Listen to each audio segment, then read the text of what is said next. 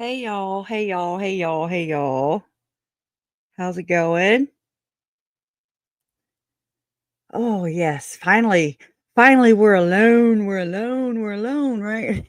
Just kidding. Kinda, kinda. How are you guys today? What's up? Hey, Donna, what's going on, girl? She always gets the best shots of me because whenever I enter in here, she's usually way before me because I'm late. So I'm sorry. But I come in, and so she's backstage and I mean, it's the first time I see myself, since I thought I saw myself in my mirror back there, but obviously I'm not looking in the same mirror. And so I'm always like, "Oh my god. Oh my," and I'm doing all kinds of weird stuff. It's so fun, I'm sure. Anyways, so what's going on? What y'all gonna bring me today? Y'all, okay, this is the freaking rabbit hole from hell. I've got to say that much, you know? I did put something, I mean, it's just little. It's like, well, a minute and 59 seconds, but it's just something that, with the 2016 whiteboard meeting, the pre-2017 whiteboard meeting, and the pre-2019 whiteboard prophecy, right? Full moon feels. Oh. Oh, yeah, I'm not going back to the same hairdresser, that's for sure. I'm like, "What the hell did she do?" I've done chopped on it a couple times since. Just trying to get it right. I'm just like, "What the hell did she do?" You know? I like my little unicorn, where you put all your hair into a ponytail right here, and then you chop or whatever, but holy crap. I need a I need a do-over. Not a hairdo. So what's up? I do have to start calling you sis. You should have been a detective. This is gonna be hard. Sis, you should have been a don't sis, you should have been a detective. You go, girl. It's a wolf cut. Oh my god. And here I am. I think I just mashed my damn anyways, just girl problems, okay? Well, at least middle-aged girl problems. I think they call that just old lady old lady problems.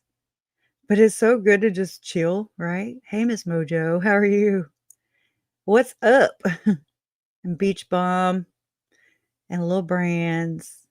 I'm so glad you guys are here. And sis, you should have been a detective. You too. Oh, Donna, sis, you should have been a detective. Okay, I think I'm just making way too much fun. Having too much fun. I'm too giggly right now, right? Jason's back home, so I'm like, ah, right? I mean, and then Silas was 8, and then he turned 9 on Sunday, and Jason wasn't home yet, and, um, I'm not a very festive person, so poor baby.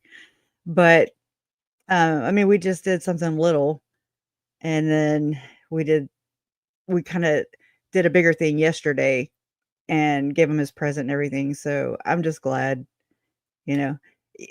He's a party animal. This kid goes to school to party. And I say that. They make really good grades. All my kids do. They get it from me. No, they don't. Some of it somewhere. But they really I mean, we rarely have any issue. I mean, like my old or well, the oldest one here, Leland, he is in 10th grade and this kid is like, I got an A. I don't even know. Because we didn't do that. We didn't go like an A. We didn't go over an A, it was just a freaking 4.0. It wasn't a 4.2. It wasn't none of that crap. I don't remember that, probably because I never achieved that. But I'm just like, in regular scale, okay? I mean, he excels at everything, but he overloads his plate, which means he overloads our plates, which means, holy crap, marching band, we have now it's concert or I don't even know what they call it now. He's always busy, and he's in, FBLA, um, what else is he in? Debate. He's taken, advanced classes and everything, and that they were wanting, or they were offering, and he was talking about going to, like skipping a grade and going to college. I was like, look, all right, come here. And I mean, I'm all about him. I'm all about my kids achieving, I'm all about that. But I'm also like, whoa, hold up. Hey, you know, hey guy, hey kid, hey kiddos, just be a kid. Please be a kid. You have the rest of your life to like just, wreck it Ralph, I'll be right here. Future business leaders of America. Okay. Yeah. He's a smart kid. And then Silas, he poor thing, listen to this. I feel bad. Kind of. I mean, I do and I don't. I don't know what I feel half the time. But um just Silas, he's just turned 9, and he wants to be a YouTuber, and I'm just like, "Oh, shit. How do we do this?" And so I was like, "Okay, well, not right now, okay, because 'cause you're 9." And, so but, anyways, we have time for that to fall off or grow into something that, hopefully I will be able to manage tools and know how to navigate around the internet a little, hopefully. It's scary. I feel bad because I didn't birth those 2 boys, but they're my kids, you know what I mean? Like, they're my bonus kids. They're my kids, okay? And so whenever the Sins of Our Mother came out, and there's my bus video, and there's Silas digging in his nose, and then there's JJ, and they did not blur Silas's face, nor did they ask, nor did they did nothing. They did try to strike me with my own damn. I didn't even have nothing in theirs actually. But yeah, they sent me a copyright and I was like, "You're kidding me, right?" Sent them a long, long, strongly worded, letter. And anyways, but so their mother, speaking of Sins of Our Mother, anyways, their mother uh, had a problem with that. And I was like, I didn't even know. Like, I didn't even know that that had happened, like, anyways. But then, recently, like this past week, Silas is like, my mom wants to know why, why you don't ever have us on there. And I'm like, just say Sins of Our Mother. Okay. And chill. Netflix and chill. Okay. Anyways, I'm not, no. So, not after watching what happened. I mean, really, the Frankie Hildebrandt case, that taught me a lot as far as just exploitation, and I was already learning my own, like, lessons in, what exploitation looks like, just with having Charles Tiley and JJ. And my parents everywhere, and I'm just like, "Holy crap," this is crazy. My daughter's face a lot is in pictures with JJ or Lori, with Lori and JJ or whatever. Just pictures that have been slammed around, and they don't ever blur her face out, and I'm just like, "Okay." I mean, I can see where it's a very slippery slope, and, you really do have to keep an eye on that because people do some really sick or sure.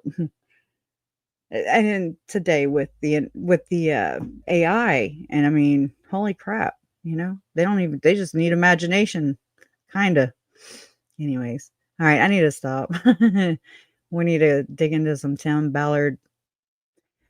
Sound of Freemasons, right? Oh my gosh. Are they this is whoa. This is huge to me. This is like, okay, we go no further because there is no further. There's nobody above this body, okay? And so we've made it, y'all. High five, we've made it. We have I cracked the case. I cracked No, I'm just kidding. I mean, family's case, right? I'm not here to solve crimes. I'm just here to like trace this down. And then I'm like, again, I feel selfish for saying it, or I feel weird, but I'm just like, Jason, why can't we just have regular murders? Why can't this just be regular, good old fashioned murder? Okay. This is some whacked out crap. and it's got some really whacked out people who with a lot of whacked out money and cartels and stuff. And yeah, Precious stops with the cartels. Okay. So, if you ever wanted to know where Precious Ceiling is, we have found it. It's not worth dying over. And they have more time. I mean, they have more money than anything. So, all right, let me shut up and let me pull it up first. How about that?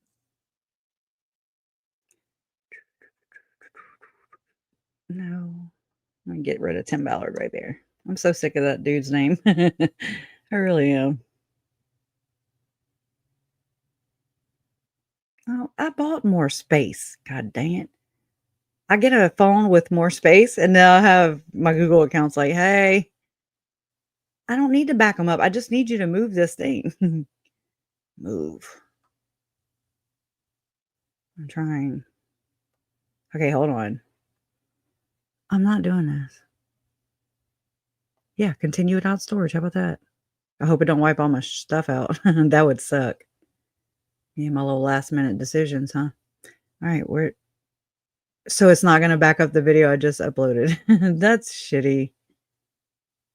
Whatever. Hold on, let me buy it real quick. God damn it. Ugh. So freaking this is a rabbit hole. This is a money hole, a money pit. Okay. I just did this yesterday, last night. So sorry. Let's see. I'm not paying $24.99. I'm not. But I'm about to.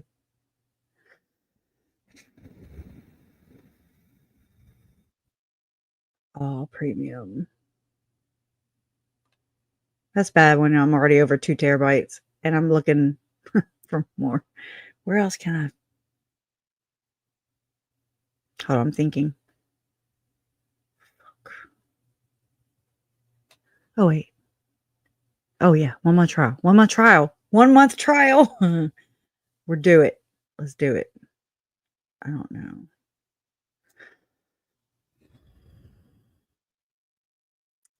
Okay, let's go. Let's roll, dog. Just remind me before a month's up, okay? Be like, Crush, delete some of your stuff. All the doubles. You know how Google Photos is like double everything, double, triple, quadruple. All right, we're in. We're in there, allegedly. Who knows? All right. Gosh, I'm sorry. Probably got to go turn back up on again. This is ridiculous. Hold on, let me refresh. How come it's still saying get more? Y'all, this is a conspiracy of sorts. I really want to show you this because it's very it goes in with this. And I was relying on that. Okay, hold on. Hold on. Mhm. Let me at least get rolling. Oh, shit. Okay. Hold on. Let me at least get y'all rolling on this. And let's see. Share. Welcome, welcome everybody. Come on, come all to the rabbit hole of Tim Ballard. Okay, let me get back home here. Okay. Now, let me read up to the point where it has a video that I can play. So I'm not even about to claim any of this research. I ran across it a few years ago, but then Chris Fodchtick, he's usually in our chat all the time. He and I have each other's phone numbers, and his family is also kind of caught up in this movement, I guess you could say, um, for lack of a better term. But and so we kind of go back and forth. I mean, he's helping me more. I don't know why this keeps playing. Anyways, we just help each other. He helps me more in the or open my eyes more to the NLP, I mean, just the weird stuff, like I'm just like, oh my God, this is crazy. but I'm starting to notice some things, y'all, that I'd never, they say if you're looking for it, you'll find it. You know, I have to say that, yeah, that seems likely. It seems to be the case. And, anyways, so and I'm, of course, gonna share it with you because, sharing means caring, right? Let's see, let me set it to members only, and then just publish a damn thing. Let me write, I gotta make a title. But, okay, hold on just a second. Let me do this. I can't do 2 things at once. Okay. It'll be Ken Krogh and Tim Sir Tim Sir Tim Ballard. He is knighted, right? Um, I'll just put compilation because no, I'll just put whiteboard meeting. See? This is me. This is why y'all are probably like, "This is why she's late all the time." 2016. Okay. That'll do. That'll do, donkey. Okay. Alright. No. Okay, upload. Yes. Alright. Okay, now it's uploading. It's whatever. It's uploaded. Allegedly. Okay, let me go look now. This is ridiculous, y'all. I mean, really, for real. This is like just this kind of stuff, drives me insane. I take long enough as it is. I don't need things to help me. All right. Let me refresh this. I hope y'all aren't in a hurry. Plus, I just wanted to kind of, it's members only. So it's like kind of relax and chill. I can edit out all the things if I even, upload this for public. Okay, it's 18%. Okay. All right. We'll come back. We'll come back in a little bit. All right. So, all right. This guy right here, a non-famous. I don't really know how to say his name. Okay, and I'm not really good at all that. Looks like Chad there in a red suit, a toad or whatever, the frog. Anyways, it says digs into any topic that has been hidden to the public, and we are here for it. Okay, we are here for it. Oh my gosh. Okay, so I'm gonna grab this link and I want to share it with you guys, and that way you can go check it out. I mean, I did have to pay. It's a money pit. Okay, you got to pay to dig sometimes. And I mean, I get it because I feel a lot better doing this with you guys. Kind of, I mean, this warrants like, I mean, you've seen how Tim Ballard and company behave whenever they feel like they are being exposed. Okay, they send the whole brigade out. Okay, I mean, even against uh, women who are alleging that they trafficked them and did some a lot of sexual alleged sexual assaulting on them, and that in fact that they're the women that are accusing Tim are saying that, hey, he is the trafficker. um the anti-trafficker is the trafficker. Okay, and I'm just like dead on. I knew it, I knew it, I knew it. And I mean, and I don't want to be right. And I'm sure Uncle Charles didn't want to be right. I mean, I don't want to be right about this because it's freaky and scary. And it just means that, like Tylee and JJ for sure, as little and young, as their minds were, and they weren't, again, they had no say so in any of this. It just makes me wonder about the psychotic behaviors that come with this territory. They are absolute freaking psychopaths. Okay. Not a diagnosis, a major opinion. Okay, for real. I mean, I've been reading into satanic ritual abuse, this kind of abuse, and it is endless and it's crazy and it comes with these, what do you call it? I'm trying to think. Humiliation rituals where how like in Melanie Gibbs' book, it's in plain sight. That's all I can say. I mean, it when you see it, and you're just like, "Well, I'll be damned." I mean, how how can all this be going on, if we never see it? And then it's like, "Well, why do we never see it? Why do they catch on? Why do they continue to thwart moving forward with their end time plan? The New Jerusalem, the New World Order, and I mean, all the while they're doing it right here in front of your face to my family, even. Lori saying that she's going to usher in the second coming of Jesus Christ. Okay, but then you find out that that's just a dog whistle and that the Church of the Firstborn is just a label. It's just a title. It's just the name of the club. It is a secret society within a very some people call it a cult, some people call it a church, some people call it an incorporation. Um I call it incorporation. It is a multi-billion, almost trillion-dollar church. I'm sorry, incorporation that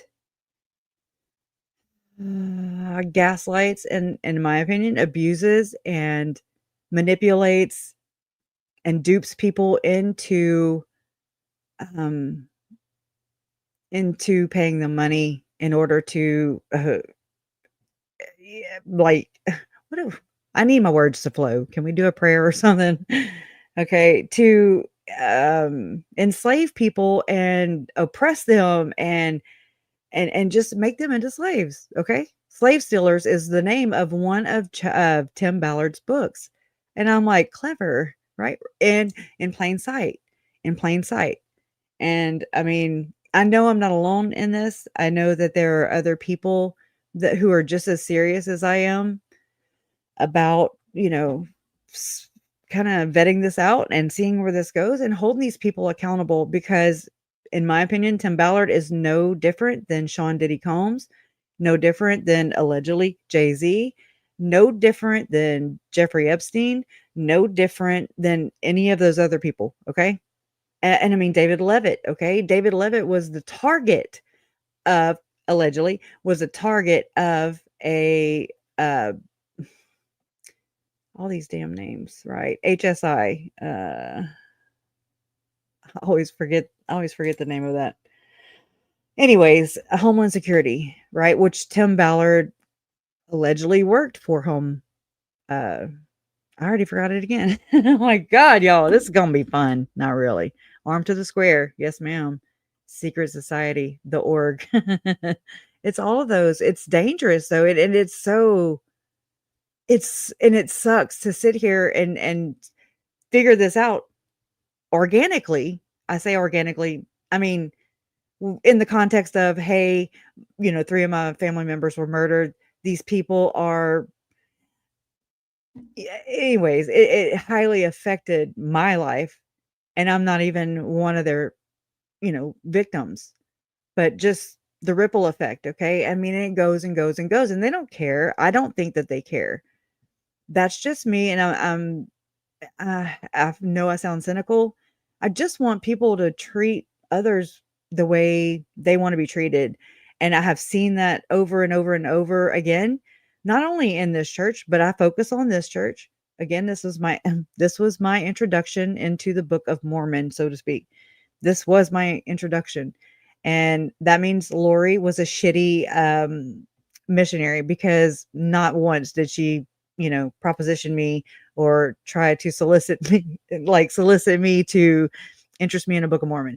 And I think that's because her evil ass was raised in a satanic home. That's I really don't know what else to say besides there's generational abuse, like this ritual abuse. It can be like Ruby Frankie. If you have listened to KJ read Sherry's book, I don't have it right. That's another name. I have it written down though. But um, her book that just came out, there were so many things that were just covert and just extra, right? And I know I've seen this with Chad, you know, g how far did Chad go to get Tammy to stop playing Frontierville instead of directly saying, "Hey, girl. Hey, wife.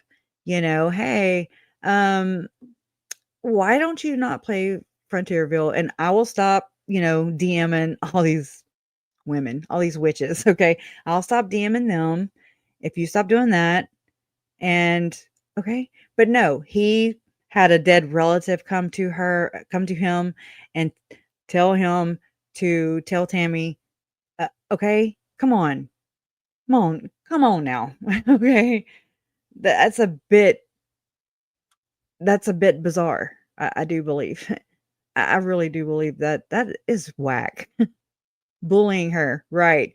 Now and so this is where I know, like, I don't wanna and it's not to I just want the accurate I want an accurate truth.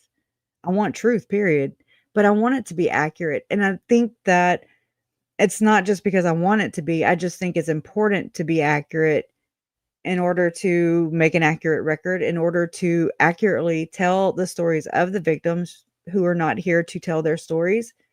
I don't think that's too much to ask. My perspective is that that's one of the ways that I can, you know, contribute to their legacy and ensure that their stories continue to be told accurately because I mean that's all we have, right? Is their legacies. That's it. We can only, you know, try to carry them on in that sense, right? So, again, I don't want to sit here and be like, I don't want to victim blame, but I'm just trying to be realistic about this. Like, what does it look like for one to grow up in a secret society home? you know, what what does one look like? What is life like for someone who grows up in an inverted household? What degree? How far? You know? How I mean, what there's also that, spectrum with that too. It's like, where are we at? I need I need to find the pulse so I can check it and kinda figure out where we're at. If I could just have one answer, it would be like, "Hey, can I just" how you're hiding or whatever, and that somebody says hotter, colder, and just be like, "Girl, you are cold. You are way off." If somebody could just be like, just one time, give me an answer of, "Am I hot or cold?" But I really do. I mean, I do. I feel, and I wonder why there's the majority. I'm like, what the hell? Am I the only one? Are we the only ones who think outside the box here? And it's not really I'm just like, whatever. I can see it their way, but then I've continued, I've progressed, and I've not just settled. That's one thing. I'm not good at settling at all. Oh, yeah, I want the facts. And I mean, they hurt sometimes, right? Facts hurt. They can. They can. Um, you know, they do.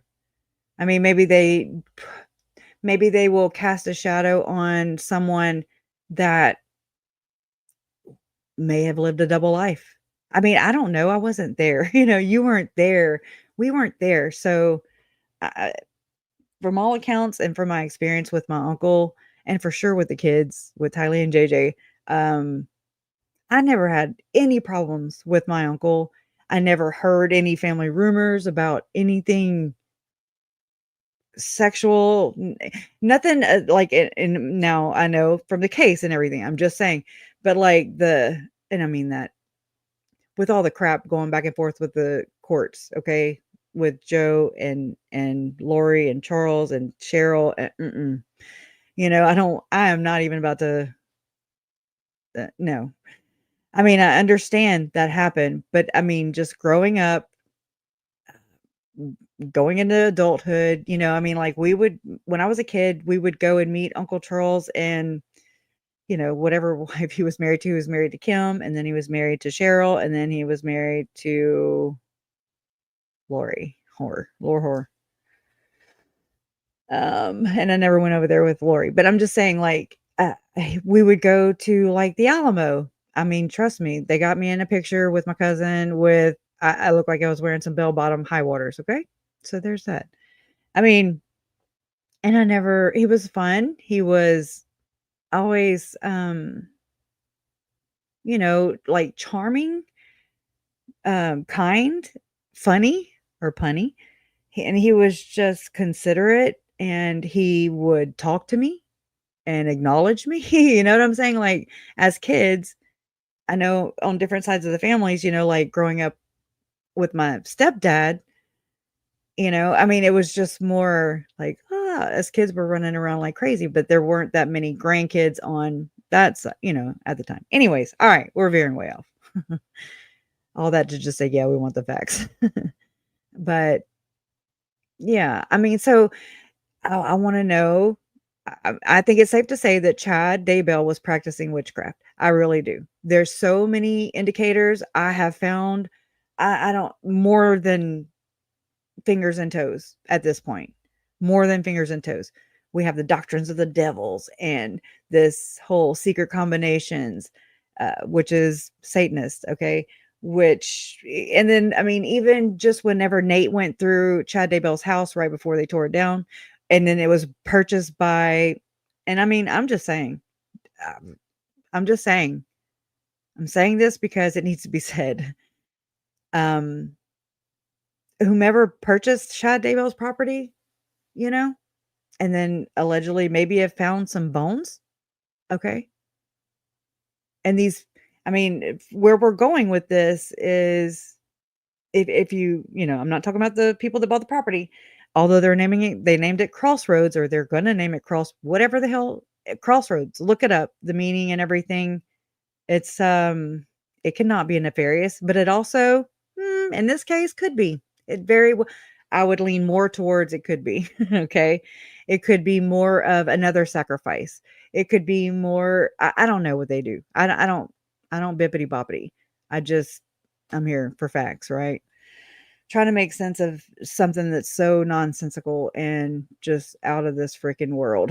And I'm just like, what are y'all doing over here? And why? Why are we doing that? Why are there kids that are dead? Why are there spouses that are dead? I mean, just like boom, boom, boom, boom, rapid succession. Okay. My family's dropping like like flies. And I'm just like, holy crap. That's when you take it serious. And you're just like, because you don't know what it is. You just know your aunt's going off the freaking deep end. And my uncle was dead. And then it's like, that's evidence, in my opinion. That's evidence in my life, in my book. That's evidence. And my mom began to be she started to pose a threat to Lori because my mom is not a quitter.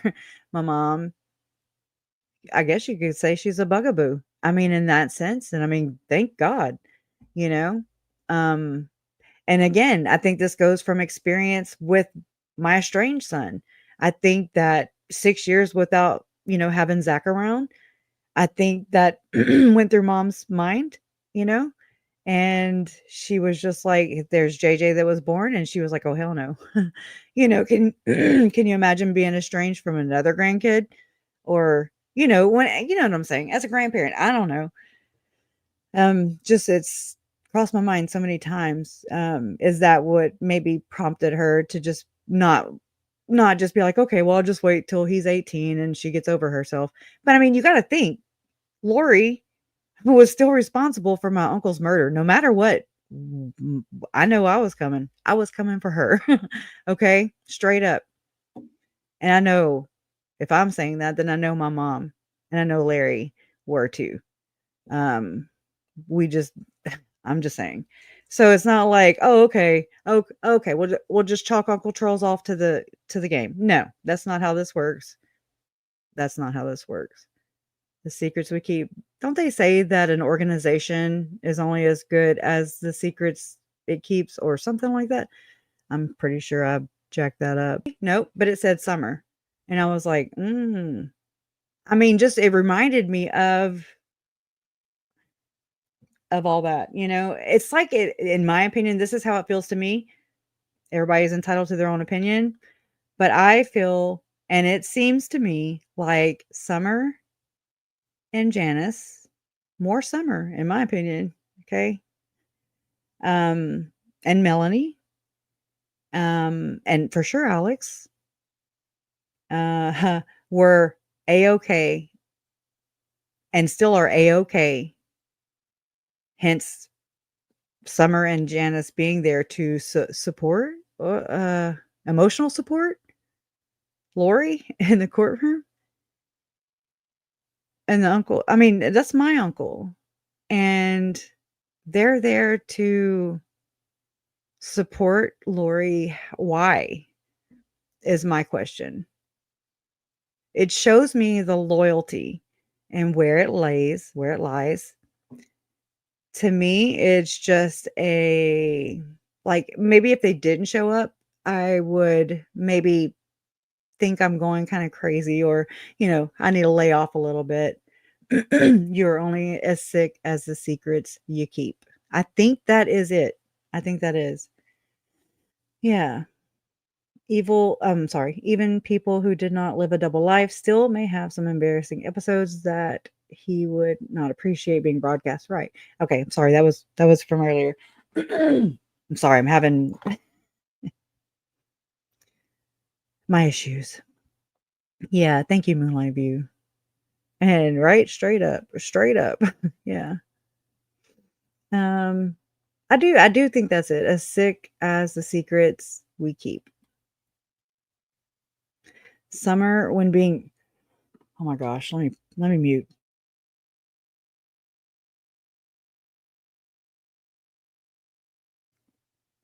It is so deep. It is so in my chest for some reason. I don't know. Okay, Summer when being questioned at CrimeCon still was portraying that Charles was there out to hurt Lori. So they may still think. I don't know. I mean, they can think whatever they want, but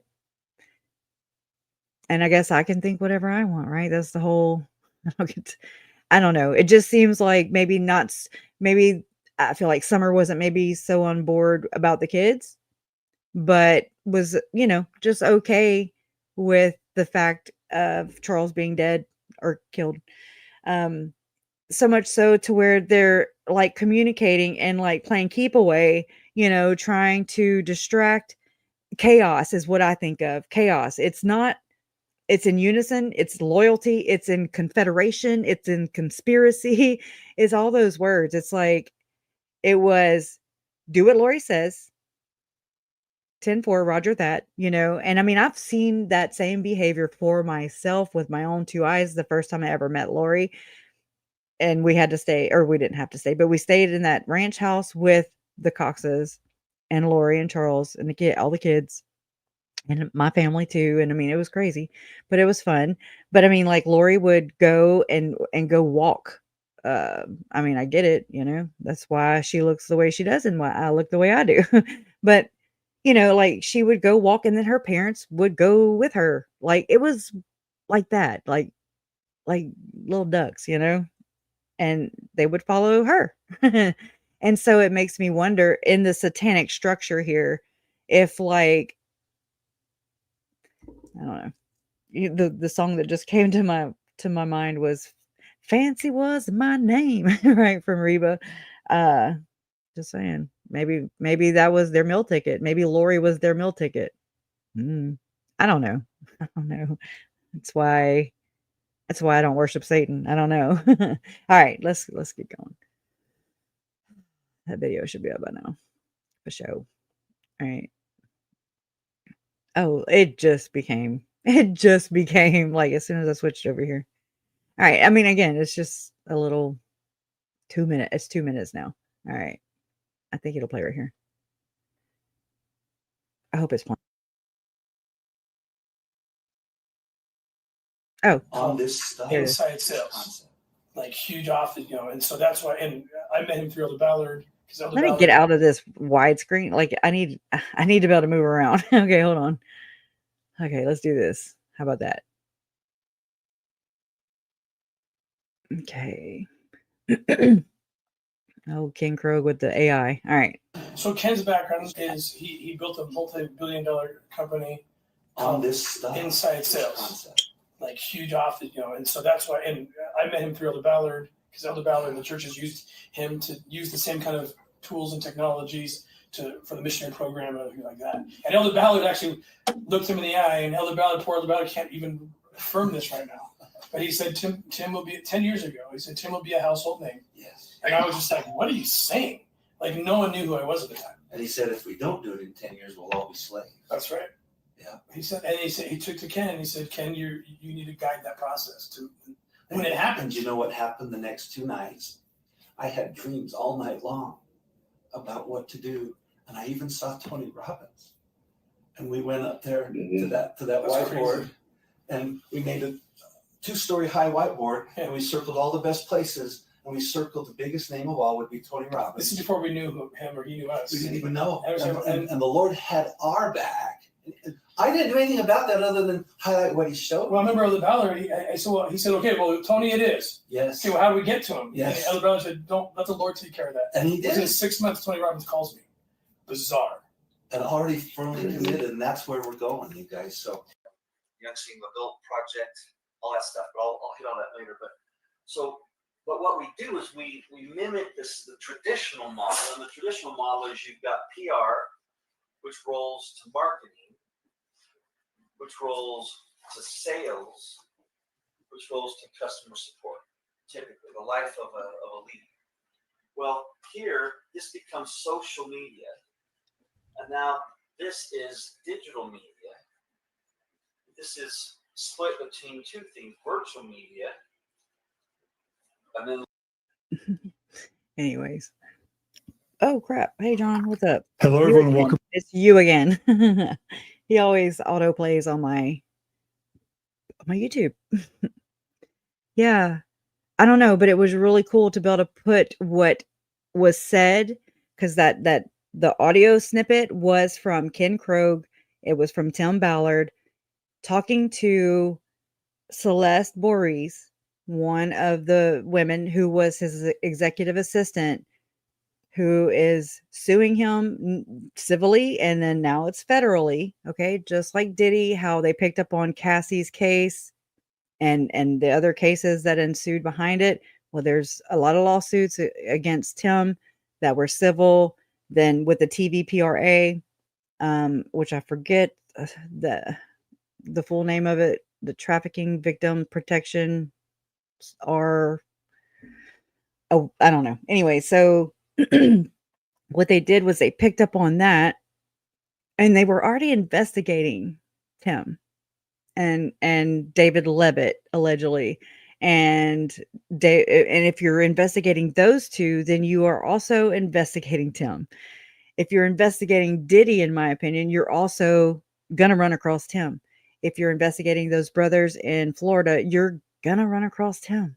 Because I mean, Tony Robbins lives right there. I want to say Star Island. I'm not sure. I still haven't. I know it's price. I think I looked it up one day, but I was like, I don't know what I'm looking at. Anyway, Star Island in Florida. I mean, he has a jet, just like Diddy, Tony Robbins does. And I mean, if you have followed Lynn Packer's research, which has been phenomenal, okay? I mean, it gave me a huge... it really allowed me to peer into the belly of this thing and go, oh my God. And then that's how I found Hamblin. And, with the Hamblin case, the severe ritual abuse case, that has not been taken. It has not been taken seriously. It has already been labeled as satanic panic. That's just satanic panic. That was back in the 80s. I'm sorry. These cases happened in the 90s, but, ritual abuse. I mean, it was happening to David Hamblin, allegedly. I mean, he's in a Native American church. He found a loophole to become Native so he could have peyote and allegedly, administer it during his healing ceremonies, because he's no longer a what was he, psychologist, a clinical psychologist.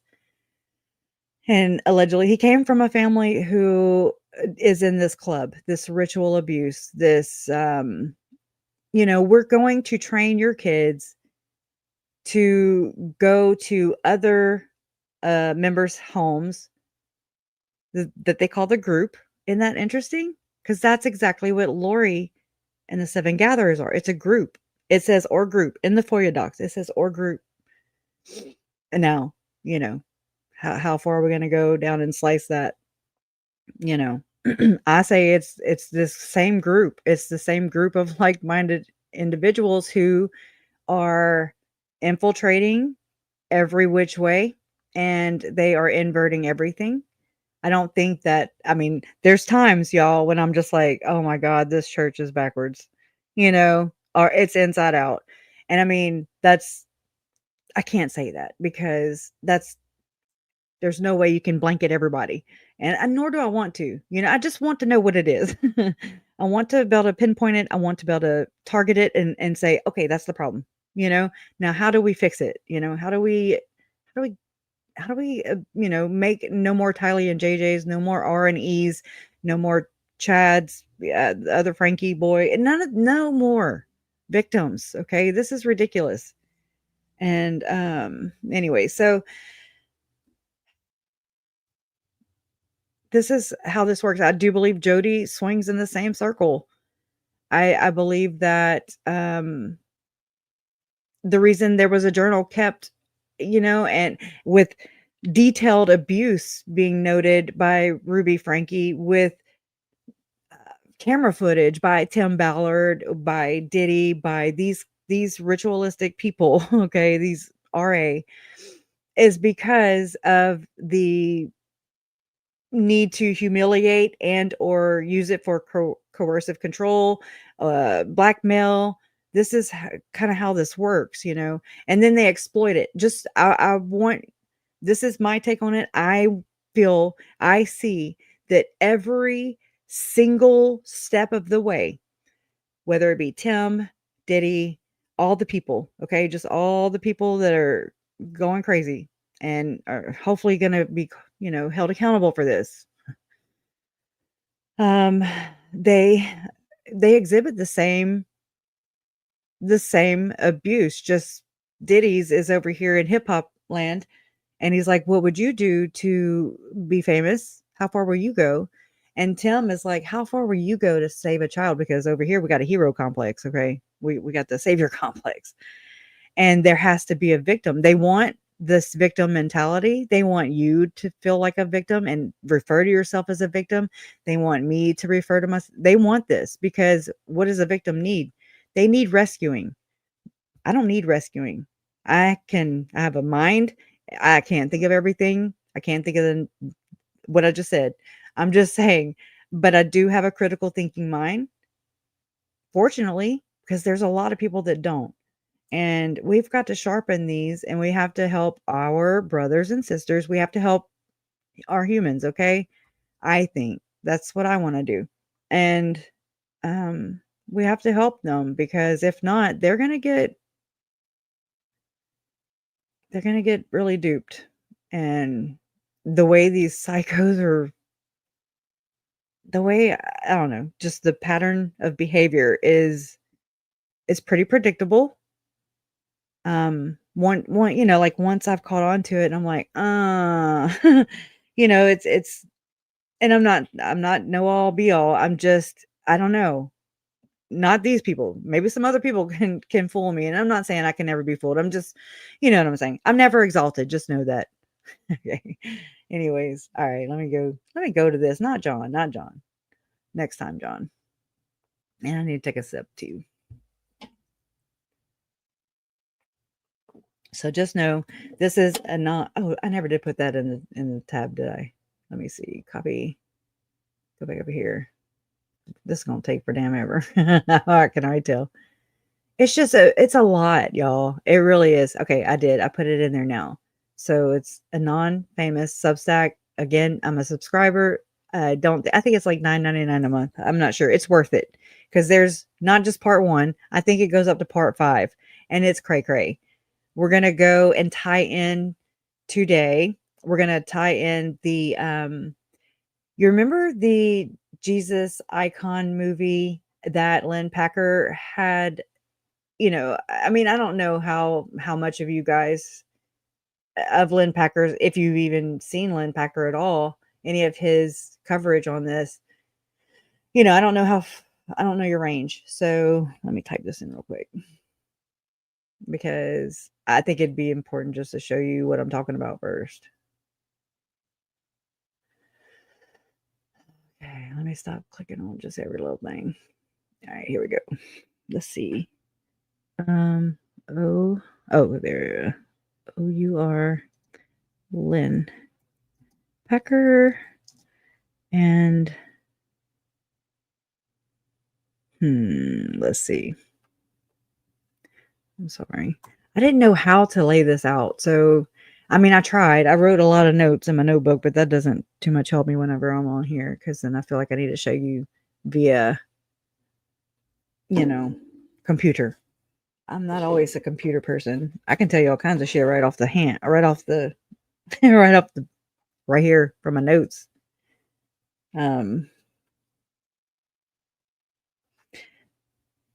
One thing I wanted to, this came from Quora, which, you can go to Quora, you ask a question, and there was this guy that I would follow. His name was Mark Blanchard.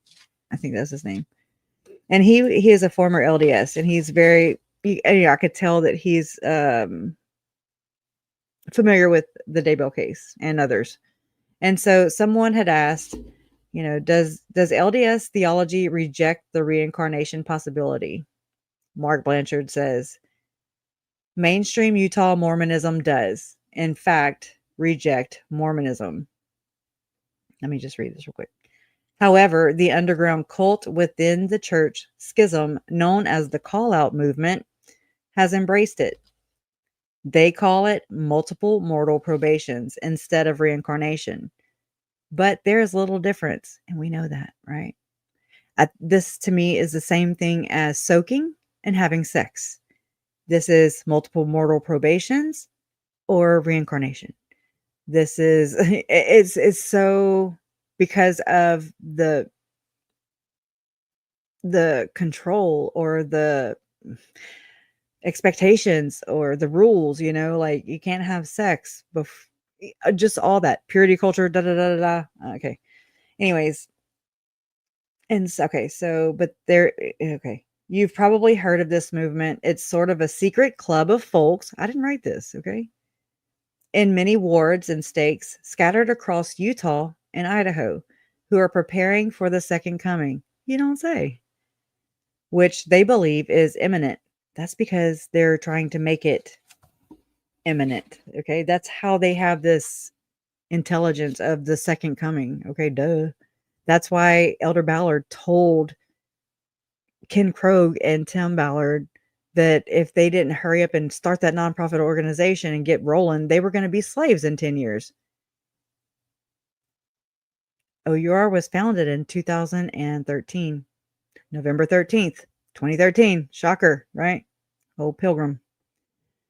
All right. They consider themselves extra special Orthodox Mormons, not schismatics. And they believe that the LDS prophet will, quote unquote, call them out to go into the mountains to await the last days. Because they are so select and special, they believe in many extra doctrines that are not in the normal LDS canon. And these underground dogmas get passed around among them through their unofficial gurus and leaders via seminars and podcasts. You may have heard of some of them. Chad Daybell and Lori Vallow were believers. Julie Rowe, the prepper prophetess, had her 15 minutes of fame a few years back and is trying for another 15 right now. I was like, right? I think that's exactly what it makes sense to me. I think that's exactly what Julie Rowe's whole motive was. To interject herself, I think maybe she had knowledge. I'm gonna say. If not, she should have because she's a damn visionary, or so she claims. Okay. I believe that, her husband's name is not in the FOIA docs under those weird ritual looking charts and shit. Jeff Rowe, not Jeffrey, not any other name but Rowe. No, Jeff Rowe, and that was Julie's husband. I believe Hector would have to be involved in this too with this whole call out thing. This call out thing is real, in my opinion. I don't think it's needs to be debunked. I don't think it's a myth. I think it is real, and this is in plain sight. Okay, that's just me. Please, share your thoughts. I watched Lynn Packer. I think I'm behind only one. I still haven't watched that one. Donna. I don't want to do the political thing, but it's not. I know I'm not political anyway, so I don't like any of them. I mean, none. Researching these people and their connections to all these other people, they're all infiltrated. Okay, so we might ought to notice that and at least realize that, acknowledge that, and try to adjust and think accordingly. Like I said, we have to help one another. We have to. I'm gonna sound like Lori here. We have to come together. Okay, you know what I'm saying though. I mean, they've lied so many times, and they lie. And they have lied about little things, and they have lied about big things. I'm good.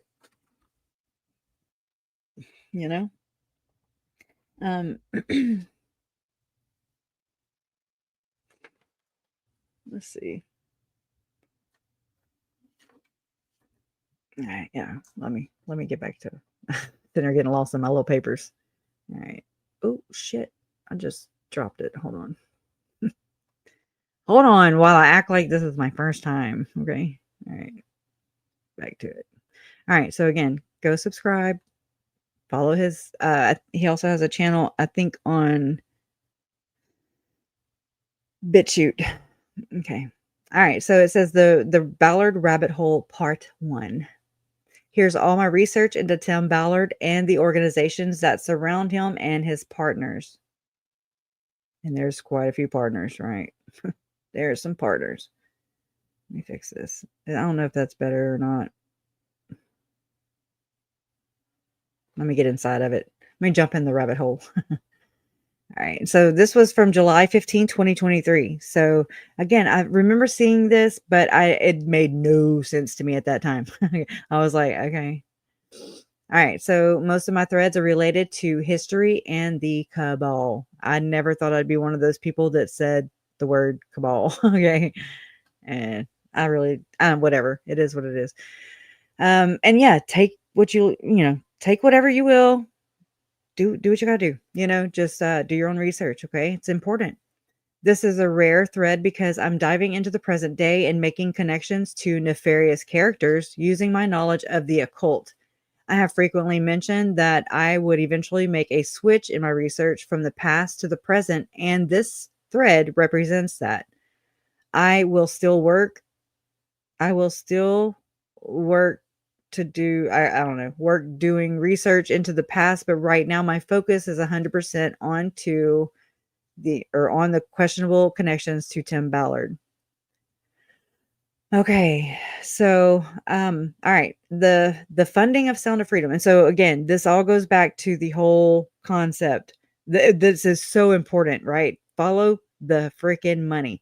I just forever I feel like I've just been kind of stuck, like just a stick in the mud, and I'm just like, well, where? Who else? I've researched into Paul Hutchinson. I've researched into not so much into Eduardo Verrestegui, but Sean Reyes. I have.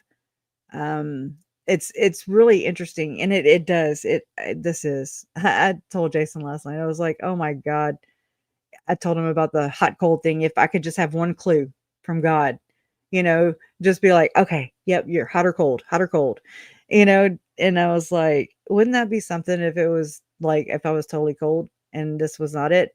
He was like, yeah, but he was like, you've done so much digging. I was like, I know. Next live stream, I'd just be like, oh no, they did that, because I'm convinced when it's fresh on my mind for sure. Anyway, so it says the funding of Sound of Freedom. Tim Ballard admits John Paul DeJoria and Carlos Slim were large investors for his film Sound of Freedom. I'm like, who's Carlos Slim? I still didn't know up until about a month ago. Okay, it's crazy. So I'm gonna play this, but I'm gonna play Who's the one because I actually found the handshake in the beginning between the anchor right there, Bob Evans from Fox 13 News, and he shakes hands with Jim Caviezel and Tim Ballard, but it just is a little, I don't know. I asked Jason to watch one day whenever I had ran across it. Here it is. Okay. I think, is that it? Yeah, that's the one. And so whenever they shake hands, I didn't even prompt him or try to convince him. Let me back it up. And he was like, oh yeah, that's definitely. And I was like, okay. So whatever, but we'll start it from here. Actor Jim Caviezel I and still have it Tim slow. Ballard, head of Operation Underground Railroad. Thank you, gentlemen, for being part of Three Questions today. Thank you for having us. So good to I don't know. have Maybe you it's not. here. It sure did kind of. Now, Tim, as Just tell me what you think. If anybody knows, because I don't know all this stuff yet. gentlemen, for being part It of just seems Three like that sure Questions sign of today. the no. So good to have you here. Audi. I mean, Now, iffy. Tim, my God. as the head Shush. Now let me speed it up to regular. And let me put on the. Man, I'm inverted today. How about that? Where the hell? Okay. Jeez. All this. Just to watch Tim. head of Operation Underground Railroad, you've got quite a lot of things on your plate, but you've partnered up with Jim Caviezel, Yes. of all people. Yes. What are you guys doing together? Well, we were approached several years ago by a production company that wanted to do a feature film that tells the story of our child rescue mission. Thank you, from Ms. the Mojo. time I was in the government to why I left and where we went, who we rescued, and 3 years ago they said, who do you want to play you? If you could pick any actor in the world. And I said, oh, that's easy, Jim Caviezel, if you can get him.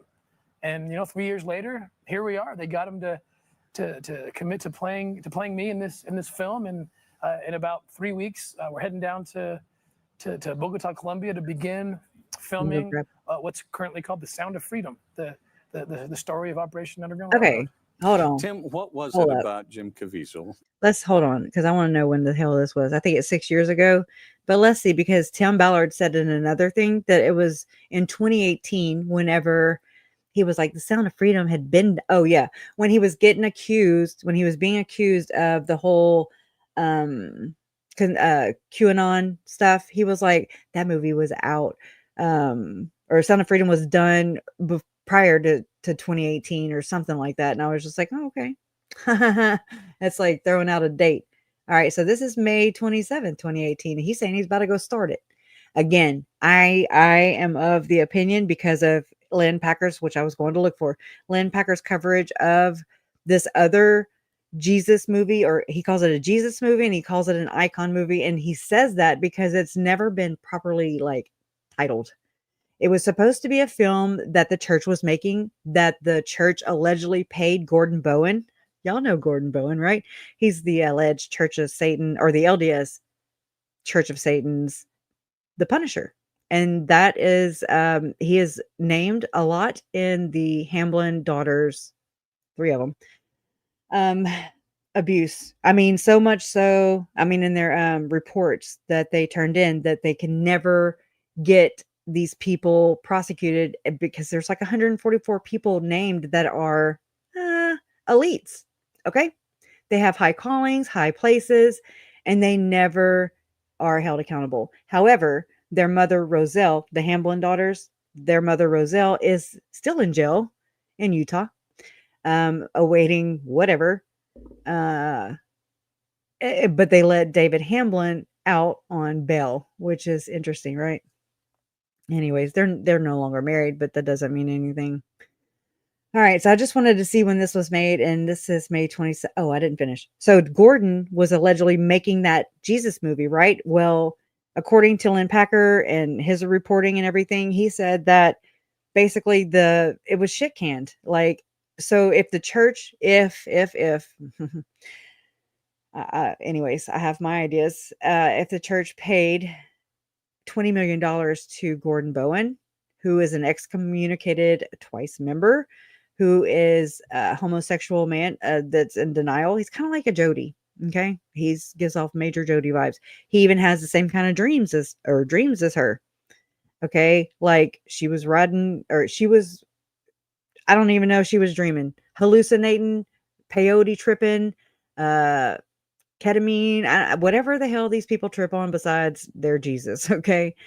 Anyways, they're tripping on all the victims, okay, that they step on, in my opinion. But anyways, no, okay, so Gordon is so. I'm just saying, if this is just kind of this carry on movie, just kind of floating out there in the abyss, just to have a product to be able to show people and to, of course, exploit. And I don't know, it's just not a far stretch for the church to. I don't know. It could. Because I believe that, like, M. Russell Ballard, I believe that he was right here with these. He was interacting and aligning with, arranging, kind of Manchurian candidating. Okay, Mitt Romney in 2012. M. Russell Ballard was parading around with Mitt Romney, who was endorsed by none other than Frank Vandersloot. And Frank Vandersloot owns East Idaho News, owns basically where Tylee and JJ and Tammy were murdered. Okay. He owns that whole, pretty much. He's a billionaire there that puts on the fireworks show, who also, Frank Vandersloot owns the company where Ian worked, the Melaleuca, of course, over there in East Idaho. And he is the guy that whenever Adam Steed, right? We love Adam Steed. But whenever Adam Steed was whistleblowing for the Boy Scouts of America, right? The whole Boy Scouts of America thing, scandal, abuse, just like the Franklin scandal and all the other ones. So whenever Adam Steed, as a little kid, and his parents were doing all kinds of work to have their children, well, I think he had his brother too, Adam and his brother, but to have this abuse stop, okay, and pass bills and legislation and things like that in the state of Idaho, at least, where they could protect their kids, right? Because that's what you want to do, especially as a church that's like compassion, passing along, and they're like, but that's not at all what it is when you peel back the layer, right? But so Frank Vandersloot that's basically whenever Frank Vandersloot started and purchased from the church. He's like, hey, I'm a billionaire. I'm a self-made billionaire. And guess what? Self-made billionaire, right? But he was mentored by none other than two brothers with the last name of Ball. Think about that in the context of Lori and Chad Daybell's case in Southeast Idaho. Just think about that. I'm not accusing. I'm just saying, think about these things, these names. It's a small town, 28,000, right? Right. Mostly Mormon. Right. Okay. How many? They only had one temple at the time. I don't even know if they've dedicated the second one. And I don't even want to tell you, I think I have before, what I believe happens when they dedicate a temple and they wave the little white handkerchief. And I was like, oh my God. And they get the whole congregation to stand up, even people at home, to do a mass. What do they call it? A mass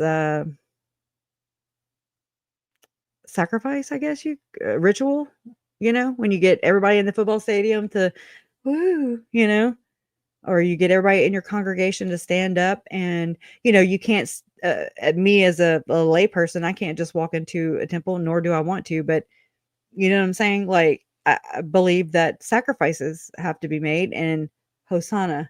I don't even want to say it, but that's That hit me a long time ago. I was just like, why do I think that? Like, why did that even dawn on me back then? That was a long time ago. You have balls. Yeah.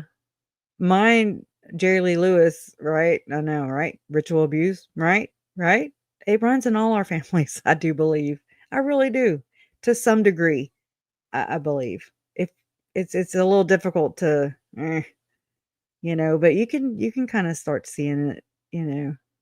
But that's good. I think I find it relieving in the same sense that it maybe creep me out or whatever, but it's like you're gonna break that cycle. You're gonna break those chains that Tim Ballard and Chad Daybell. Remember John Pryor's freaking presentation? I wonder if Chad put it together and brought the chains in. Because that was interesting to say the least. That was interesting as hell.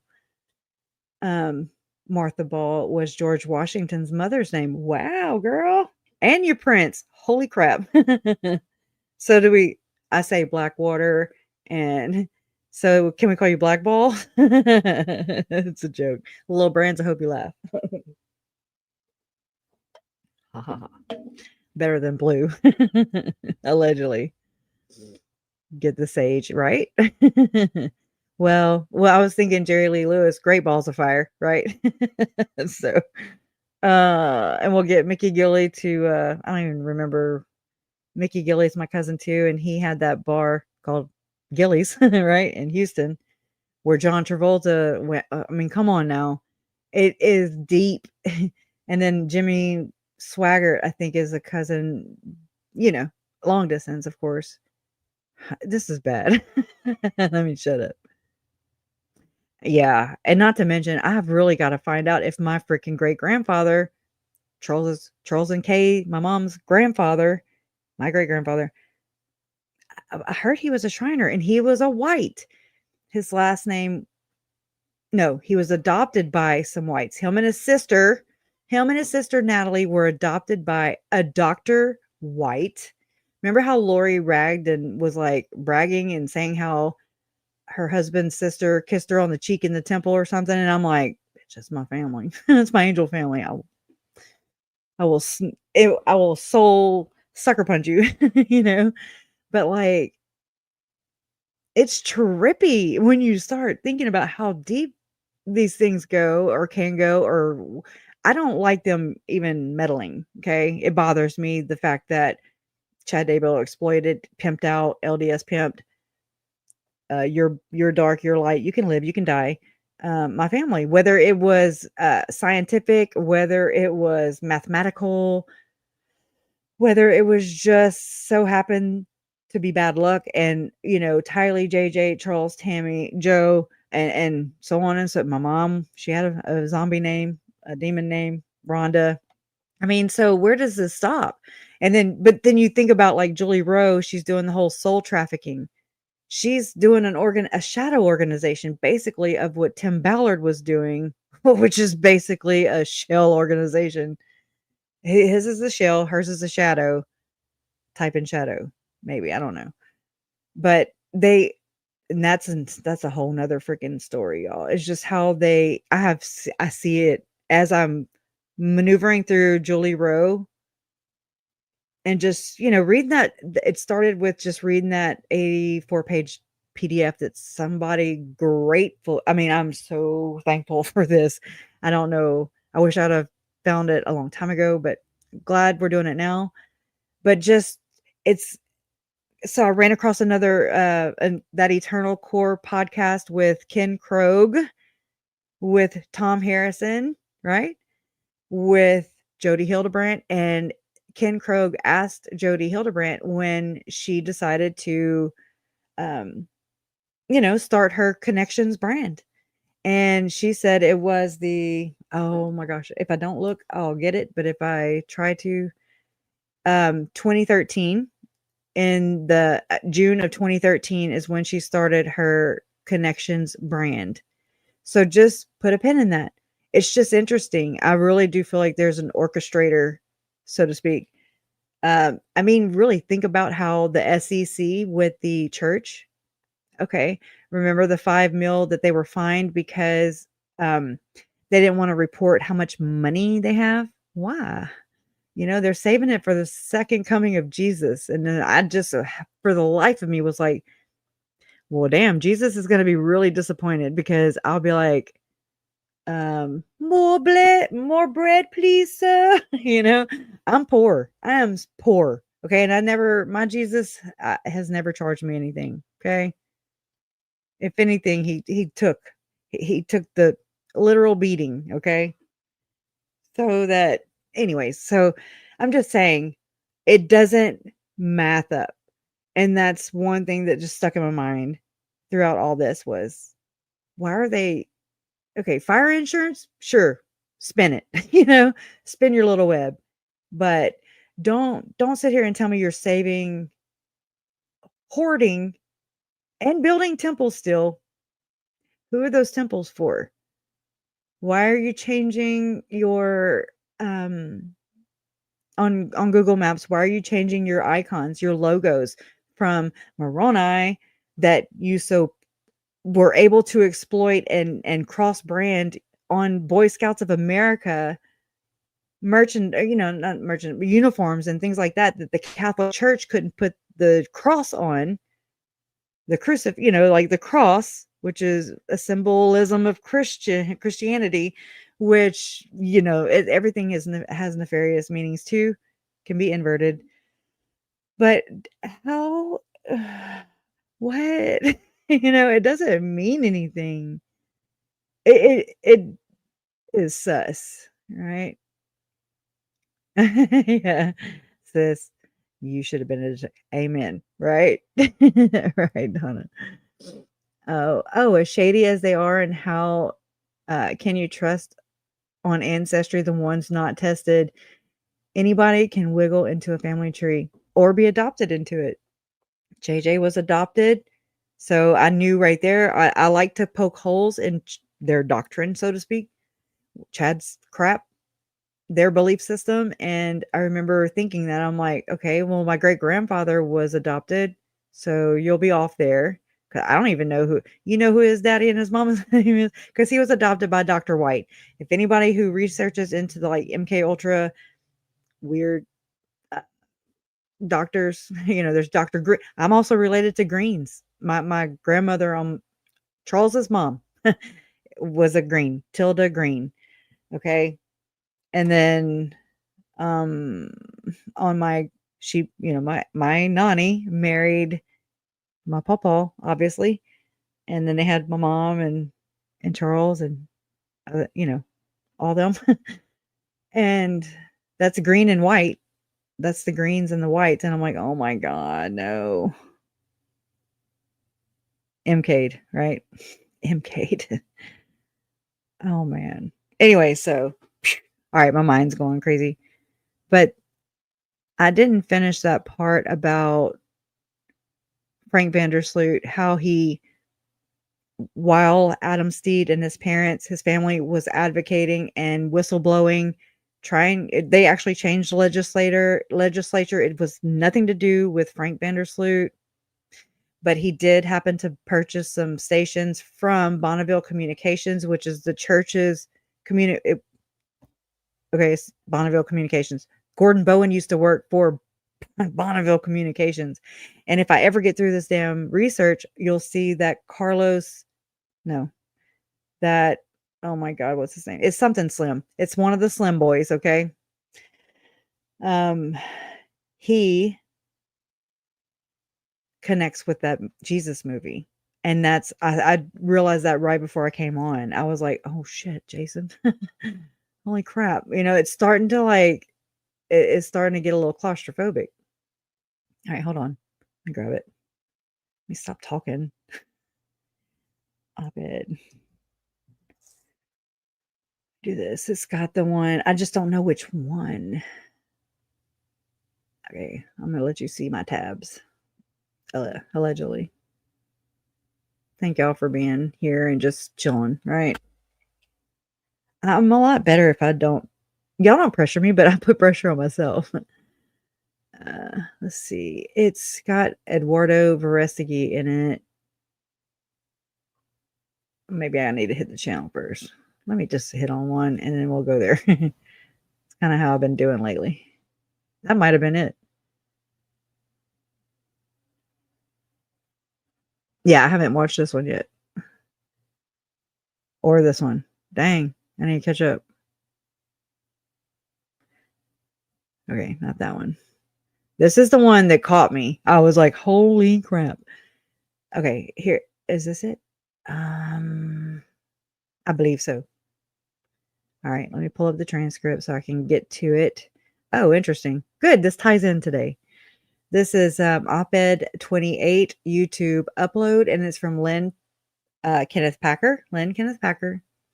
All right, this 49-minute, and this was from April 26, 2023. Yeah, I see our boys right here. Principal movie characters. They had just got knighted in 2015, right there by the Queen. Okay. This 49-minute report is about 2 Hollywood-style motion pictures and the curious connections between them.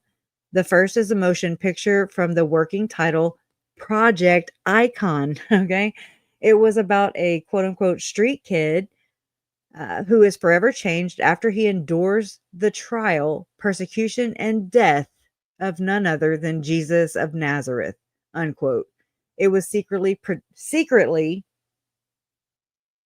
produced by the Mormon Church and was filmed on the island of Malta. Malta has everything to do with the Knights. It has to do with Freemasonry stuff or this secret shit. Secret society crap in the Mediterranean, adding to the mystery. After it was completed, the project was axed. 2 of the project's managers, LDS Apostle Russell Ballard and Madison Avenue marketing expert Gordon Bowen, declined comment. Gordon Bowen was okay to comment, though, to Vice News to publicly excommunicate, and some could say humiliate, shame, publicly shame. I'm sure if you're the LDS Church Punisher, Church of Satan Punisher, LDS Church, that's such a effed up name. Can we just call them the group? If you're the Punisher, then I'm sure that comes with some punishment, right? Just saying. The second film covered. The second film, covered. I don't have a C. The second film covered in this report is Sound of Freedom, which tells the story of Tim Ballard, who quit his government job to devote his life to rescuing kidnapped children from global sex traffickers. The film was completed in 2018. That's interesting because Tim was just now lying, I guess, for the Lord. Hold on, let me finish this. And see, there's that damn Chosen, y'all. I'm telling you, we are on to something, okay? Lori doesn't reference the Chosen for nothing. Are these tools? Are these ways to indoctrinate or trigger somebody's personalities to make them programmed to kill? I don't know. There's way stranger things that have happened. So, I just like to at least not, blackball myself out of anything. Really, I like to leave it kind of open. Anyways, okay, wow. All right, let me back up to this sentence. This past March, however, back up. The film was completed in 2018, but has missed one announced theatrical release date after another. Well, we know it was finally released, right? Actually, it was released in 2023, July 4th, which is one of their dates, right? Secret Society date. Okay. This past March, however, the Utah company Angel Studios, which has been distributing the mega hit series about Jesus, The Chosen, agreed to distribute Sound of Freedom to theaters worldwide by the end of the year. And they did. They are still getting paid on that. Ballard and his nonprofit Operation Underground Railroad were the subjects of a criminal investigation that stalled after the U.S. Attorney's Office in Salt Lake pulled the plug on grand jury that was looking into OUR. So see, this OUR, Tim Ballard, and all his cohorts could already be well on their way to Diddyland. Straight up Diddyland. Right. Anyways. All right. So, okay. And see how it says architects? And you know how Lori and Chad in that weird phone call to one another were talking about the blueprints and the contractors and the architects and just those weird things. Well, I mean, I read something in the Freemasonry thing, which I mean, let me finish. That was all about the conductor. It's like the conductor, his part in the ritual or whatever the hell they got to do. Their little, I don't know. My mind goes blank. Initiation. So I don't know. I'm not that far in, like, I don't know.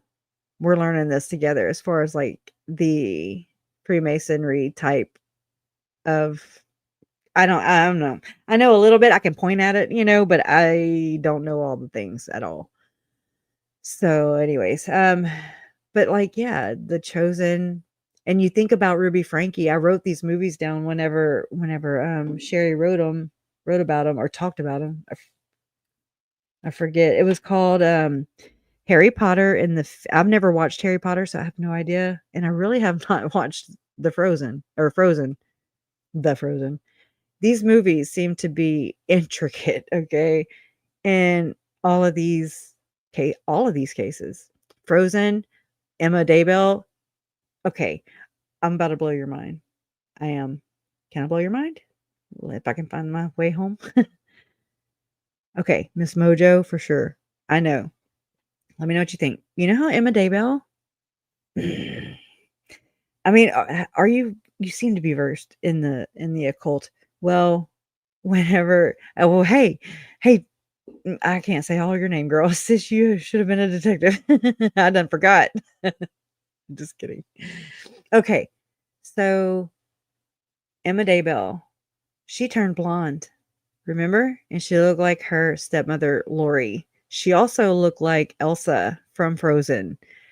Well, whenever the Diddy stuff came out, I became aware of this whole, how the black eye, how they cover the one eye, or one eye is black, and that means you got chakra, from the rooter to the tutor. I don't know what else to say.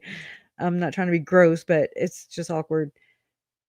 But that's the panda eye thing or something, the dead panda. I don't even remember what it's called, but and then dyeing their hair blonde, like Eminem dyed his hair blonde, just going blonde. And I'm like, oh my God, was she initiated into the coven or whatever? And that's why we get posts from Emma Daybell and Joe Murray acting the way they were, posting the things that they were, acting as assholes as they were, in my opinion. Straight up, y'all were being assholes if you ever run across this. Okay? I'm not saying you're too far for forgiveness from my Lord, okay?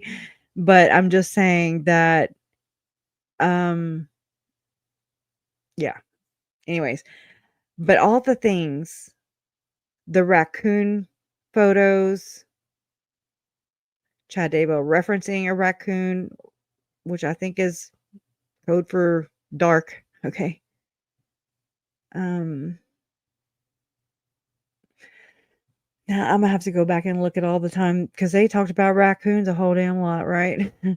And so also Janet Russin, she references whenever she's talking about on the Last Dispensations channel, Troy Abels. She was a guest, right? And she was talking about Adam Herbets from Fox 13 News. Didn't like him. He had went over to her house, knocked on her door to interview her. She said no or didn't answer. I don't remember. And her and she said it was like a coon was digging in the trash. She was basically saying that Adam Herbets dug in her trash, which is illegal, she said. And I'm thinking, okay. Go remote view somewhere. Not me. Not here. I need a no fly zone. Okay.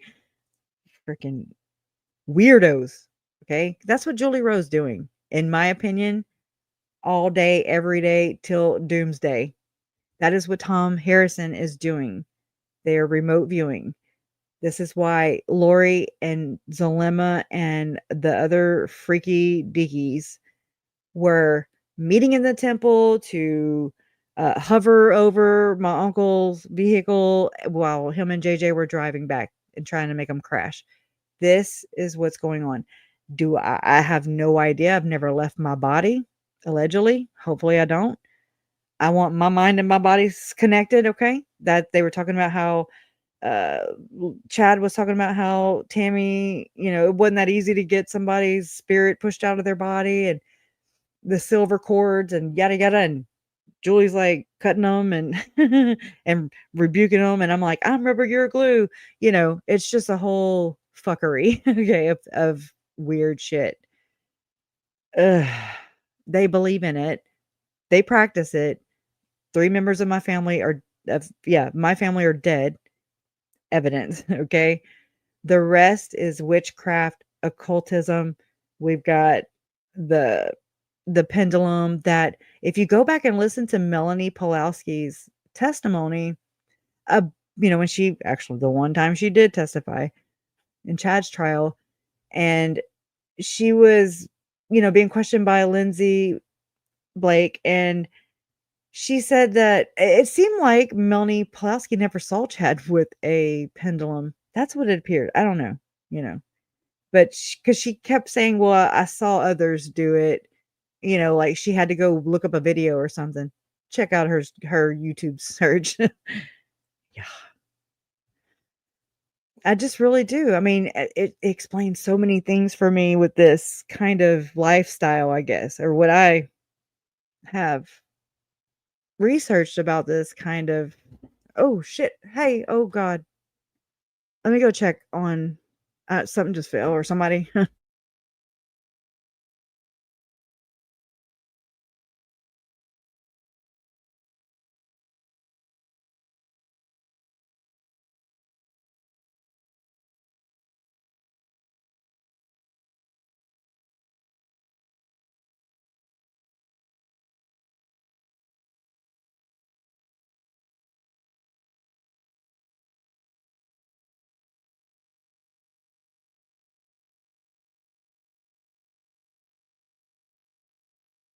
So sorry. Okay. Whoo.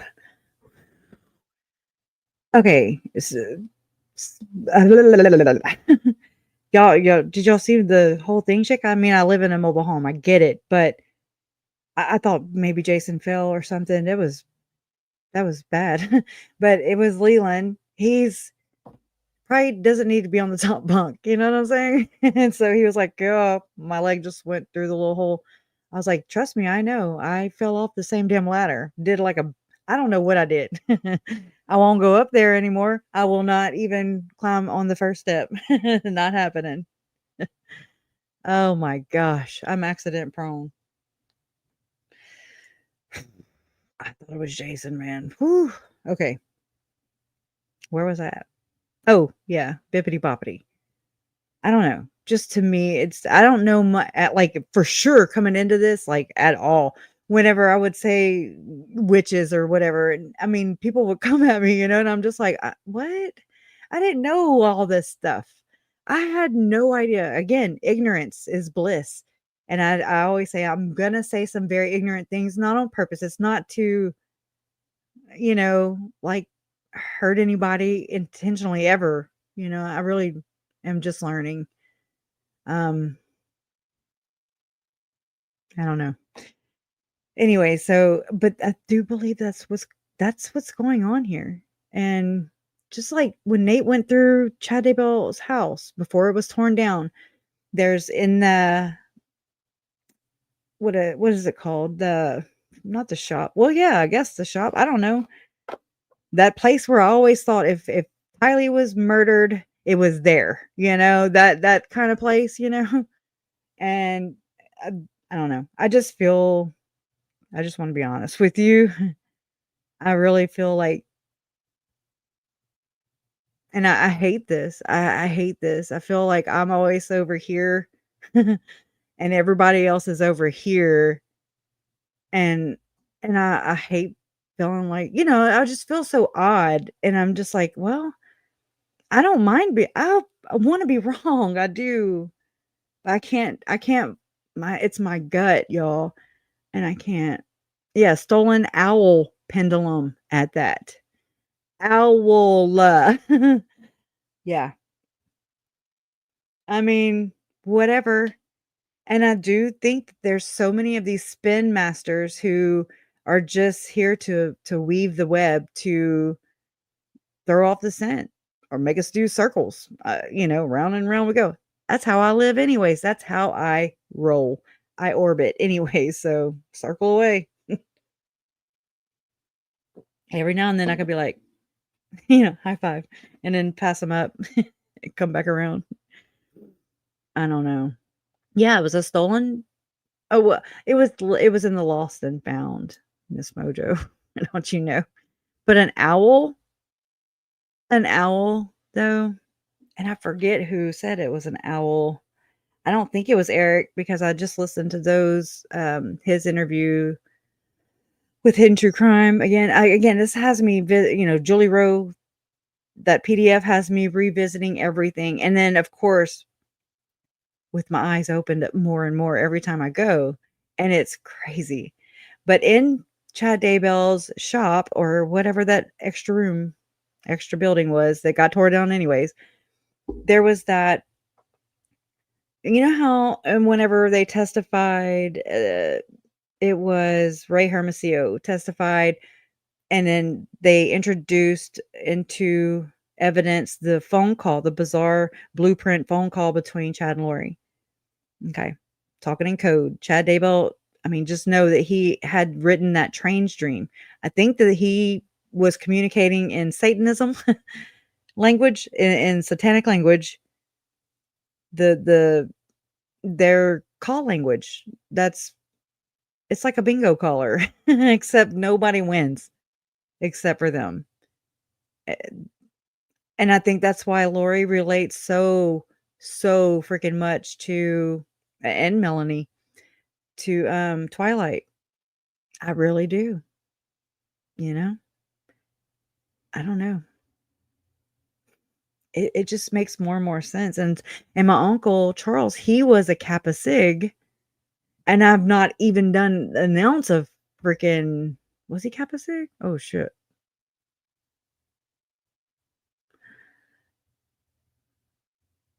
I'm just saying. Oh my God, I need to research right now. Like I need to Google it. I've been using DuckDuckGo.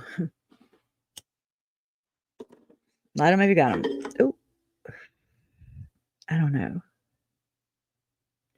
Kappa Sig. I wonder if Brandon's in any fraternities. I want to know if Barry is in any fraternities. Just wondering. I know that M. Russell Ballard and the current prophet and president of the Church of Jesus Christ of Latter-day Saints, they're skull and bones. And so there's that. There's that. Yeah. Tim Ballard's a knight. I'm sorry, a Templar. He's been knighted. And so Jim Caviezel, he's a damn Jesuit. Have you ever looked at their oaths on top of the ones that like Tim took, the covenants and all those things? They're no. That's what I'm saying. It's like it's written in their Book of Mormon scriptures, and I'm pretty sure it's written in the Bible scriptures. I don't know. I have not had to, I haven't gone in with that on my mind. But it's like if I read something one way, or like listening to Jody Hildebrandt last night, which I listened to that again. Some of her interviews, the phone calls when they were in jail and everything, and how they talk in scripture. Okay. It makes them appear like they're super uber religious, but by their fruits, we obviously see that this is not the case. However, I think that in this system, in this genre, in this ritualistic child sex abuse, with human trafficking, with exploitation, just with murder, with cannibalism, with torture. Torture is huge. And then, of course, yeah, I've had to get into the adrenochrome thing only because I want to know. I don't want to just be like, oh, that's some hogwash. I don't want to just chalk things off. I like to vet them out. I like to kind of just read about it, learn about it, sit with it. I mean, there's got to be something. There's got to be a reason that Tim Ballard and Jim Caviezel tout about it all the time. And whenever I read the book, The Illuminati Primer, boy, which is, Jesse Zaboter. I think that's how you say her last name. She talks about human hunting, which is, I feel like, and I know there's going to be people that are like, what the fuck is she talking about? But human hunting with Tylee. And it seems to be in and around state national parks. Whatever. I don't know. That's just my little pattern finder, okay? Missing 411. You have Glenn Beck speaking in that movie, doing commentary, like a little voiceover, talking about missing kids. You've got Glenn Beck doing voiceovers and appearing in person, in like The Sound of Freedom, not The Sound of Freedom, and The Abolitionist, and Tim Ballard's, basically Sound of Freedom, 20 whatever year, just change the dates. Oh, right. Oh, there is no hunting like the hunting of man, and those who have hunted armed men long enough and liked it never care for anything else thereafter. I believe it too. I believe that. That's good, Donna. Where'd you get that from? That is interesting. I mean, think about how Sean Reyes was. This is on their timeline, that you can find on Salt Lake Tribune about Sean Reyes' timeline. Well, actually, it's an article on there. I was a subscriber there, so I'd get the extra stories, right?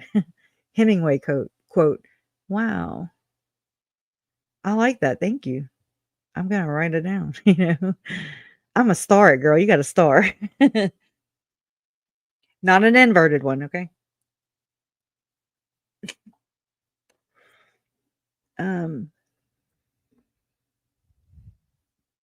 Wow. Sorry, my mind's like, okay. Where was I just going? I forgot. Round and round we go. Oh, the human hunting. It's been reported by the Salt Lake Tribune that Sean Reyes, who wouldn't turn over his calendar forever, even sued the media, okay? It's the people's damn right, in my opinion. You can't just be hiding your calendar because y'all linked up and coupled up with Timmy. Okay? No, negative, Ghost Rider. And I mean, isn't he kicked out of the office by now? Not kicked out, but should be. Sean Reyes, because that was the condition under the dismissal of the civil lawsuit against Sean Reyes and Tim Ballard and them by that woman, Whitehead. Her last name is Whitehead. And it was to not run for office again. And so we know he didn't. So is he just going to dip out? I mean, because his dad is very curious. Buddy Reyes. Very questionable background. Curious background. Very MK'd. Very elite. I don't think they're elite, but I think that maybe his dad was maybe an alleged toy that was passed around. You know what I mean? I don't know. Thinking about it in a psychopathic, the way I don't know. They just do some really weird shit. They really do. Think about Paul Hutchinson's alleged sex room. Think about Coco Berthman. who was linked up with Tim Ballard. Think about all the other grifters that have been called out. Elizabeth was not smart, but I mean, I'm just like, Elizabeth Smart's dad, Ed Smart, talked to my parents over the phone while Tylee and JJ were missing. Don't think I don't question it. I mean, I'm just saying, I'm not saying Elizabeth, but she's definitely a victim of maybe some ritualistic abuse and this trafficking and this trading where they I think that Ruby Frankie and Kevin Frankie were sending their children to somebody like Hamblin in the same circle who trains the child. And remember how remember how Jody Hildebrandt, right when they got arrested, she was like, "Don't let R be around any other kids." Remember how Ruby was like allegedly saying that R was 3 years old and had gotten a hold of some porn? And we were just like, "What? Oh, you're the damn mom. You can't watch him?" Called parental control, I'm telling you. And the way that Ruby, was in music, how obedient she was. She's like Emma. Oh my God. Oh my God. Yeah. I never even thought about that till just you saw it here first. Holy shit. I think we cracked the case. Oh my God. Those women should never get out. And I mean, 4 to 30 years. How about you, you know, make us like soothe our minds, a little bit and just say, okay, but we're tipping the scale more this way, Jason Mao, how he went to Hurricane Katrina, and it's always these humanitarian aids, think about, think about this. Oh my God, I feel brand new. Think about, Christina Atwood, one of the witches, one of the group, one of the 7 gatherers. Humanitarian aid, that's where she said that her and Jason Mao were on. And then, oh my God. And then think about how Chad Daybell and Tammy Daybell's Spring Creek Book Company sponsored OUR. They network, right? They network like a mofo. The same weekend that Tylee was murdered, I feel like they held like I'm not a damn psychic. This is just something I don't know, it's in my gut. I want those fucking coordinates. I want those coordinates, y'all. I feel like they hunted her. I do. I do. I do. I don't know what those kids saw, man. Oh my God. The control is crazy. I feel like there's a lot of people involved. I feel like, and learning what I'm learning about adrenochrome, Drano, what I'm gonna call it, Drano, whatever. It's more powerful than it's 10 times more powerful than, I forget what they said. I don't know. Yeah, it's sad if true, but for some reason it feels true. And I mean this in the same sentence that I'm telling you that the Levitts own, of all things, funeral homes. JJ's ashes came back, so this means Tylee's too. The box said Wood, Rob Wood. I was like, Mom, is that fucking Rob Wood? Like, does his family own some damn crematorium? It feels like jokes on us. That's what it feels like to me. Feels like this is just exploitation. Every time this makes the news, Lori and Chad make an appeal, Doomsday makes its round, then my family gets fucking paraded out. Okay? Just throwing that out there. It is so wrong because people don't go this far. I don't know. I'm not special. I'm just saying, I don't know. Maybe I just had a unique perspective in this particular case, and just the way it played out, just how COVID happened. And I mean, just things were like, and I mean, I'm observing things because I'm being cautious because I am sizing up my enemy, so to speak. I don't know what my enemy is, but that enemy has waged a war against my bloodline, my family, my lineage, my loved ones. And it's like, you fuck on me, I'll fuck on you. Sorry. But you know what I'm saying? Like, I don't know. And just to take their lives like that, it's just so, and to know that this has happened so many times over and over and over again, and to think about all the people that are imprisoned falsely, who have been put to death falsely, who have been the scapegoat, because we are working with nothing but a massive psychotic freaking triangle MLM, and the elites are at the top. They have more money than we have anything else, and they don't like us to communicate, and that's why they fucking censor us on this fucking platform. And we can't say murder, murder, murder, traffic, traffic, traffic, rape. I mean, come on. These are freaking, they're in the court documents. It makes no sense. So they don't like it when people talk bad about them. Their feelings get hurt because they are full of themselves. Okay? And that's anyways. All right, let me go grab this. I know. I need to just tell me to shut up. But I mean, I feel like this is very helpful. I feel like I could think of 15 more things. Just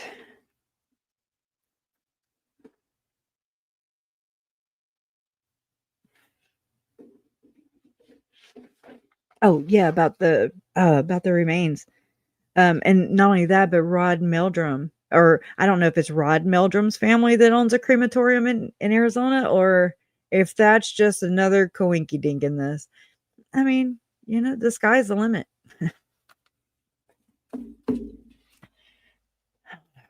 I just feel like that's why I'm saying, can it just be a regular murder, like regular good old fashioned whodunit, or just regular murder where the actual person did it? I'm not saying that Lori and Chad didn't do it. They damn did it. They damn plotted it methodically, but I don't feel like they were alone at all. And I think that every one of their ritual kills was a ritual kill. I think it was for the ritual. It was to thwart their second coming movement forward. Yeah. Because it'd be best. And look, I suck at sayings, right? Thank you. It's like corn the victims and the families are re-victimized every time the story is exploited. Yeah. And I mean, I didn't really follow Abby and Libby's case because I had my own with all this, right? But I don't know. I don't feel right about it. Never have. And I didn't follow it that closely up. I mean, I'd listen to Lauren. I would listen to Lawyer Lee. I'm not alone in this. I think it's a ritual killings, and that maybe don't think about it as an actual, because that's what I'm kind of understanding right now. Now that may change, but it's not so much. I mean, you could sit there and listen to what Anton LaVey and what the other little, glassy eyed, blue eyed, or I don't even think he has an eye. I think Dana calls him Doug or whatever, Doug Mesner. I mean, actually, I found a PDF not long ago from Scribed of Jesse Zaboter, who named Mitt Romney in her ritual abuse allegedly, and she was partnered with Doug Mesner. Doug, who is over there running the Church of Satan and saying that we don't believe in Satan. Well, yes, the fuck you do. Okay, can we just say that? Quit gaslighting everybody. We're not stupid. Damn. I mean, maybe that's the outward. I mean, some of these churches all around say they're, they are Christians or Mormons who believe, I don't know. I'm just, no. It's a whole lot of inversion going on. It's a whole lot of inversion going on. And I'm not here to declare myself as some, I don't know it at all. I'm just saying it just is very inverted. I'm not better. I'm sure I'm all kinds of messed up and backwards and upside down. But, you know, it's like you walk in and you're like, "Oh, it's that whole V8 juice stuff or Alice in Wonderland type shit where you're just like, "Oh yeah, I need to back out." Wrong house. Um, oh yeah, here's my little notes from Eric Smith, who, I've gone back and forth with because I'm like, okay, excommunicated. I ain't got to worry about him no more, right? Well, depends. Excommunicated from the church or excommunicated from their coven, their little group. I don't know. I could be wrong. That's what I'm saying. You just have to kind of fill it out. So from a Hidden True Crimes interview with Eric Smith, I just wrote down a few things. It says Eric calls Chad a Satanist. And this is funny. He had Satanistic, not satanic. Okay. He had Satanistic tendencies. Okay. Do tell. I mean, my fucking family was murdered. Can we do tell and quit trying to, salvage Chad Daybell's freaking, yeah, his reputation? Anyways, tense. Okay, it says tense during times of tribulations. Gatherings. Gatherings is a no bueno word to me. I perk up. I'm like, gatherings. Okay, so tense during times of tribulations, gatherings, cities of light. People are driven out from their homes and will gather and live in tents. I've even read where it says live in mountains, right? That Mark Blanchard guy. Okay. So then again, I think tent could be signatory, like symbolism of something. I've always thought that a lot in the scriptures and the things that they say a lot. Like, anyways, you too? Y'all do too? Okay, good. This is nuts. Yeah, exactly, Donna. If they think it is true, that is all that matters. The results are the same. Yeah. And think about how Lori said that she's she straight up saw Satan. Satan came to her or whatever at Colby's wedding or before his wedding and I'm just like, what the hell? Girl, do you even know? Do you even know up from down right now? I mean, she is all kinds of jacked up. I don't know. You better figure it out. Quit trying to order them damn Rand. What's the name of the book? Or the author is Rand Packer. Packer. Chad Daybell published his book. Lori gets extradited to Arizona, orders Visions of Glory, and that book, Rand Paul, The Lion and the Lamb. I shit you not. Anyways. All right. It says, so he says so Eric says it looks an awful lot like SRA, which is satanic ritual abuse. Lauren agrees. He never heard Chad talk satanic or Satanism. And then Eric cried over Emma. She's a sweetheart. We spent time together. And he started to name Garth and he said, I think they're great. I love all of them. And I put feels really bad for where they are. Had lost touch with them. Hopes they know that people love them. Chad set off a ripple effect. I can't read my own damn writing. Hurting lots of people, even generations. Hopes people won't judge Chad's kids for supporting their dad. You know what? You can tell me who I can and can't support, Eric, whenever you start telling the truth, bud. Okay. Thank you. Drive through, please. I'm sorry. It just gets, I don't know. A little short-tempered when people are okay with all the things that they're doing and shitting on my family. But you want me to tiptoe around people who were adults, who are adults? You want me to, who are teachers in your community? F off. I don't think so. And then it says, at 1:48:34 time marker, it says Julie had not talked to Chad about, this was interesting because this is the interview with Nate Eaton and Julie Rowe. I'd never finished watching it all the way. I did a little bit with you guys that day, and then that was it. So I went back and watched it last night. I did a lot of things last night. And so she's talking to Nate.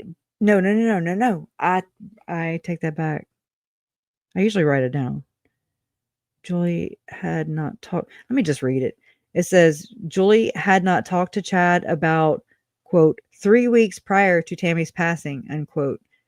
The last time that Joel Gervine spoke to Chad was in 2018. And then 9/19. Oh, wait, whoa. What? I mean, I kind of tore off the paper. Oh, that doesn't help, right? Crush a K. Come on now. I'm always so half-assed with this. Last saw Chad Daybell in Draper, Utah.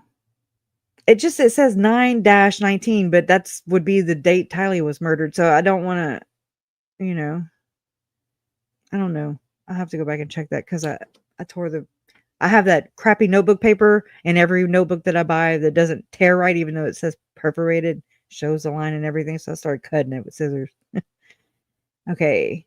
Last saw Chad Daybell in Draper, Utah. As per Sean Little Bear, said Chad spoke to the group in Draper, right? So as per Sean Little Bear, Chad said Chad spoke to, quote unquote, the group in late September of 2019. I put, so post murders of Tylee and JJ, but before Tammy. Okay. Before the shot taken at Brandon. Like I try to like figure it out in the timeline and, try to get my bearings in it. And so I wrote a note to myself saying, locate and clip John Pryor questioning about the group. And it's also in the FOIA docs as the 7 gatherers, the group. They go by the group. David Hamblin, the LDS Church of Satan, they go by the what? The group. I do believe we found our group, y'all. I think so. I really do. I'm going to lean into it. I can always back out.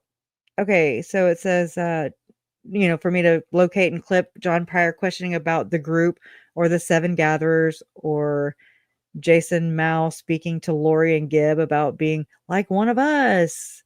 You're a gatherer. Also a screenshot. I brainstorm all the time. Also a screenshot of such list from FOIA docs and references as the group. Locate and go else, which is investigations in ritual abuse, which is the Hamblin case, right? So locate and go else research where the LDS Church of Satan's references the group,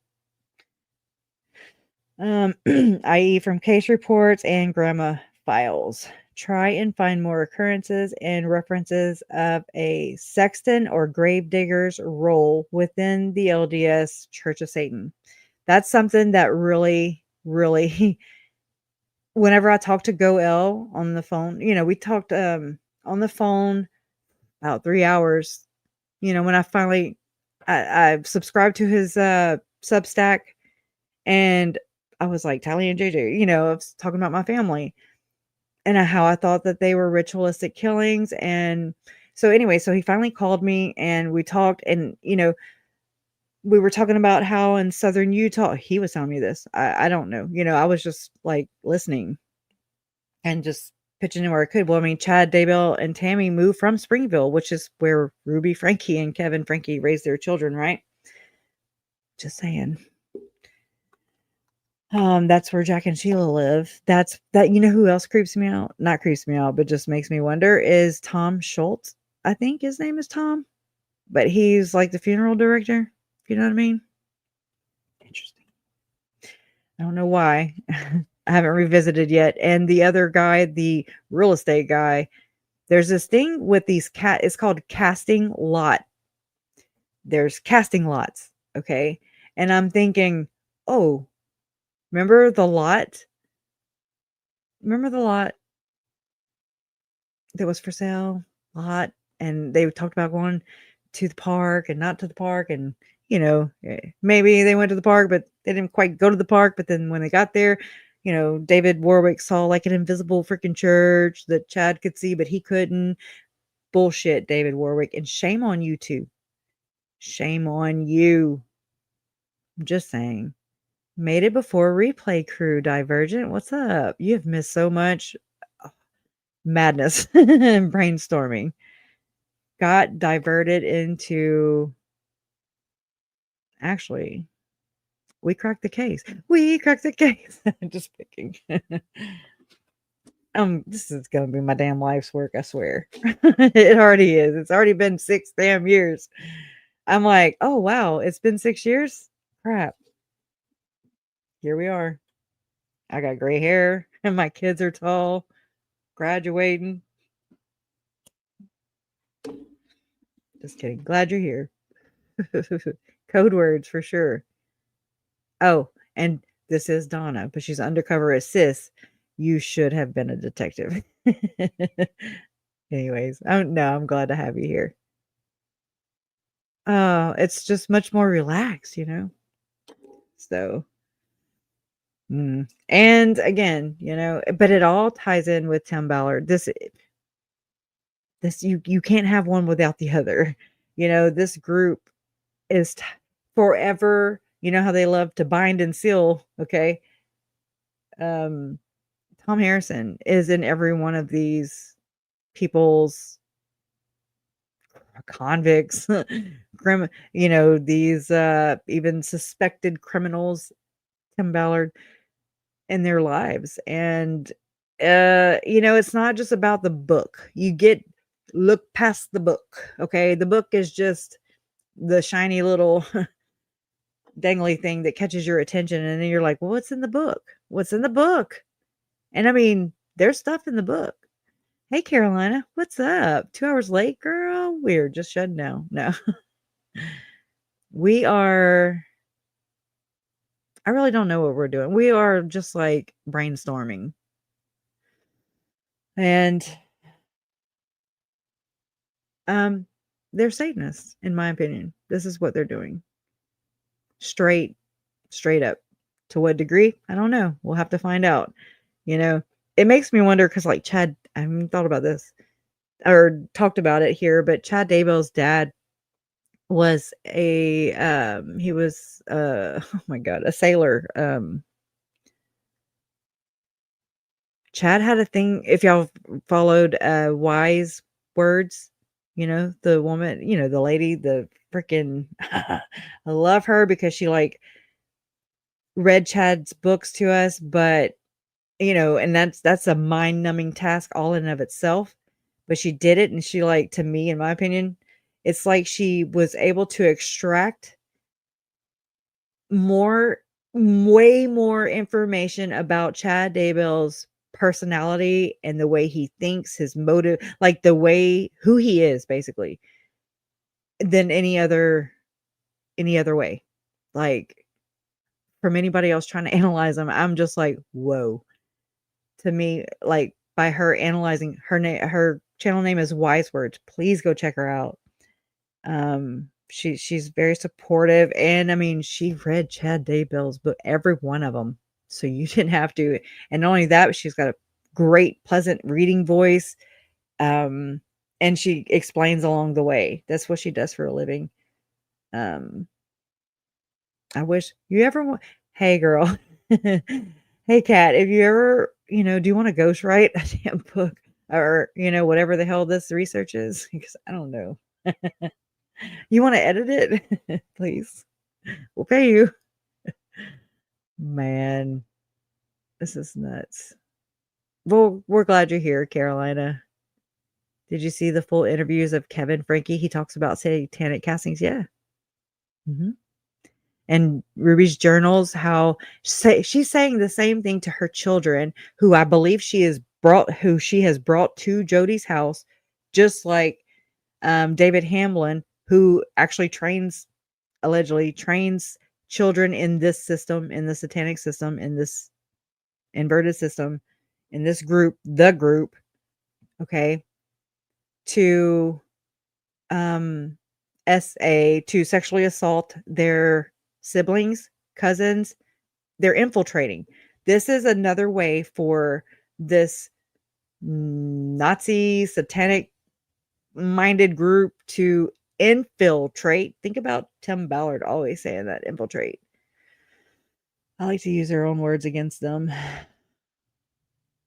Now, the questionable thing is, another questionable thing is, recently, because I have not followed like Trump, or I don't care, but the fact that Tim Ballard was seated, in the White House,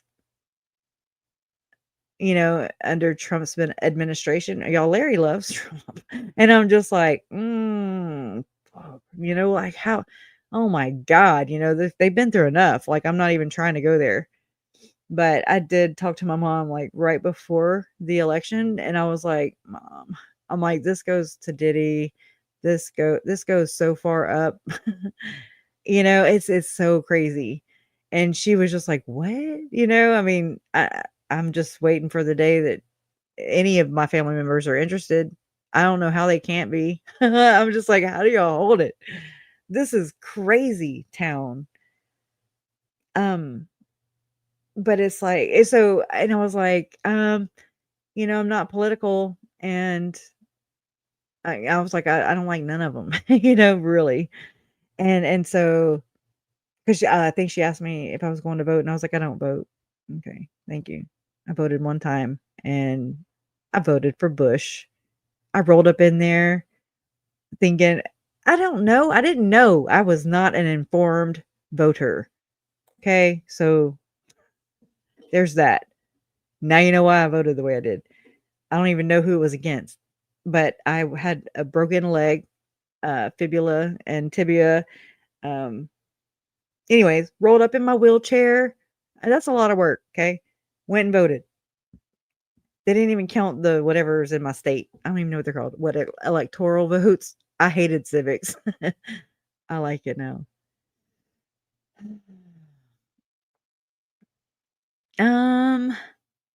Okay, so let me get this straight. The older the Mormon generation families, the more important those Mormons are. Why did Chad have a position in temple? I know. Why was he actively serving a calling in the church, for the church, by the church, through the church? He was the ward clerk. He didn't get excommunicated, I'm sorry, disfellowshipped. He didn't get disfellowshipped until after it was the second day of the preliminary hearing, his preliminary hearing, which was August 2nd, 2019, 2020. August 2nd, 2020 is whenever, the court, I'm sorry, the church, we have all that. I don't have it right here, but we do have all that. Because it seems like while Chad was in jail, because you have to like answer back, you have to schedule a court of love or something with the church, and you have to go. Well, he was locked up, so he couldn't.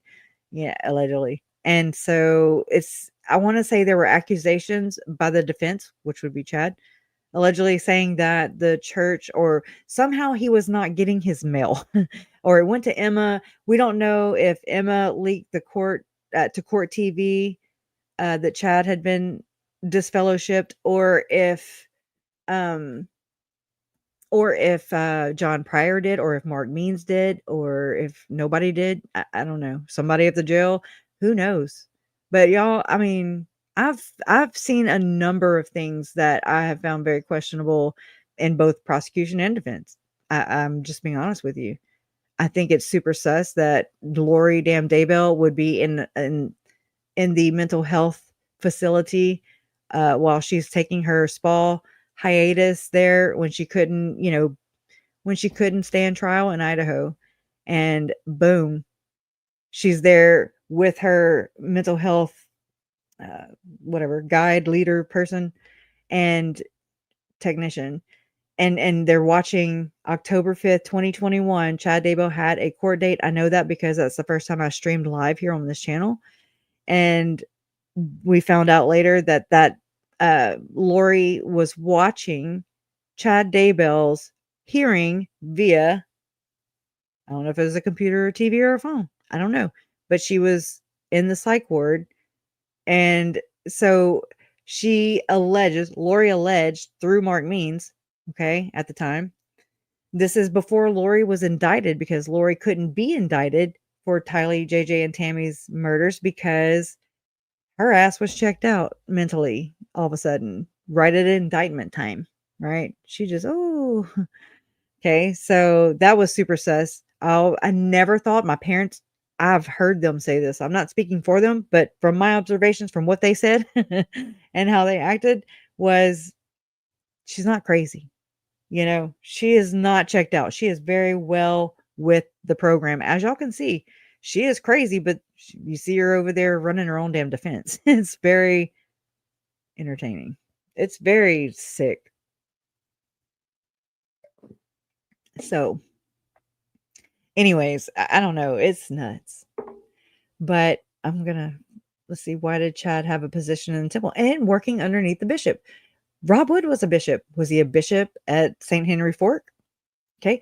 Heather Daybell said that she, would drive by the meeting house and Chad Daybell's vehicle would be there at all times, at different times when nobody else was there. And that gives validity to the entire conspiracy theory or the rumor that I remember hearing from the very beginning, but just nothing to corroborate it. I did talk to Goel about it, about how this is just, again, uncorroborated. I don't know. Do your own research. This is not truth. This is a rumor that Chad Daybell and Ian Pulowski obviously knew each other. They would have had to have known each other because they were doing allegedly ritualistic, damn, that plant's loud. They were allegedly sacrificing cats or something. Remember how Emma said that her dad didn't like dogs? There's so many things that are like rah, rah, rah, right now. Oh, right. Oh my God, I just want to hug y'all. It's so scary being like talking about it. Y'all know. If you've been around this channel, then you know how I'm just like dee, doo, doo, doo, doo, doo. Like go to the line. I'm like, I pass my toe right across it and I'm like, okay. Because it's scary. It's not widely accepted. And then I'm like, but it's it's my family too. I get to, this is the way I grieve. Not really. I mean, this is just the route I took. I don't know. I can't help it. I'm not saying if you follow my breadcrumbs, although I left a whole bunch, I've always saved my searches. That's probably why my memories are always full. But, it's part of the problem. So I don't really know if it's the older generation. Like, it comes down to I believe, to the 13 bloodlines of the Illuminati, which Carlos Slim is, let's say, he's richer than Bill Gates, allegedly. Who cares? And he's friends with the Rothschilds. I mean, you can't get any, Carolina, you can't get any higher than that. I'm just, holy crap. It freaks me out. I told them earlier, in this stream, I was like, Kresha, here's cartels, I'm out. And then so I heard cartels, and I'm just saying that if you wanted to know where my ceiling was, we have hit the ceiling. Okay. Oh my God. I am not Lil Wayne. No ceilings. I used to love that song, but now I just think about them all diddling each other, and it's nasty. Right.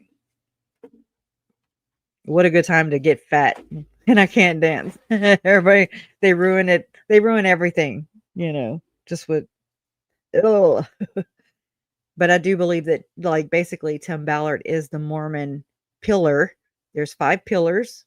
If you actually looking at preparing a people, they model the 5 pillar system with their preparing a people stuff. With their preparing a people stuff, they have the 5 pillars, and I'm like, Schluminati? Much? Oh, yeah. Hold on. I need to shut up and start presenting some things. All I did was read this damn video. Okay, hold on.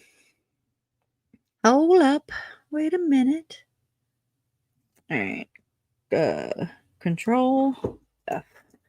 And so we're going to look for Slim. Shady.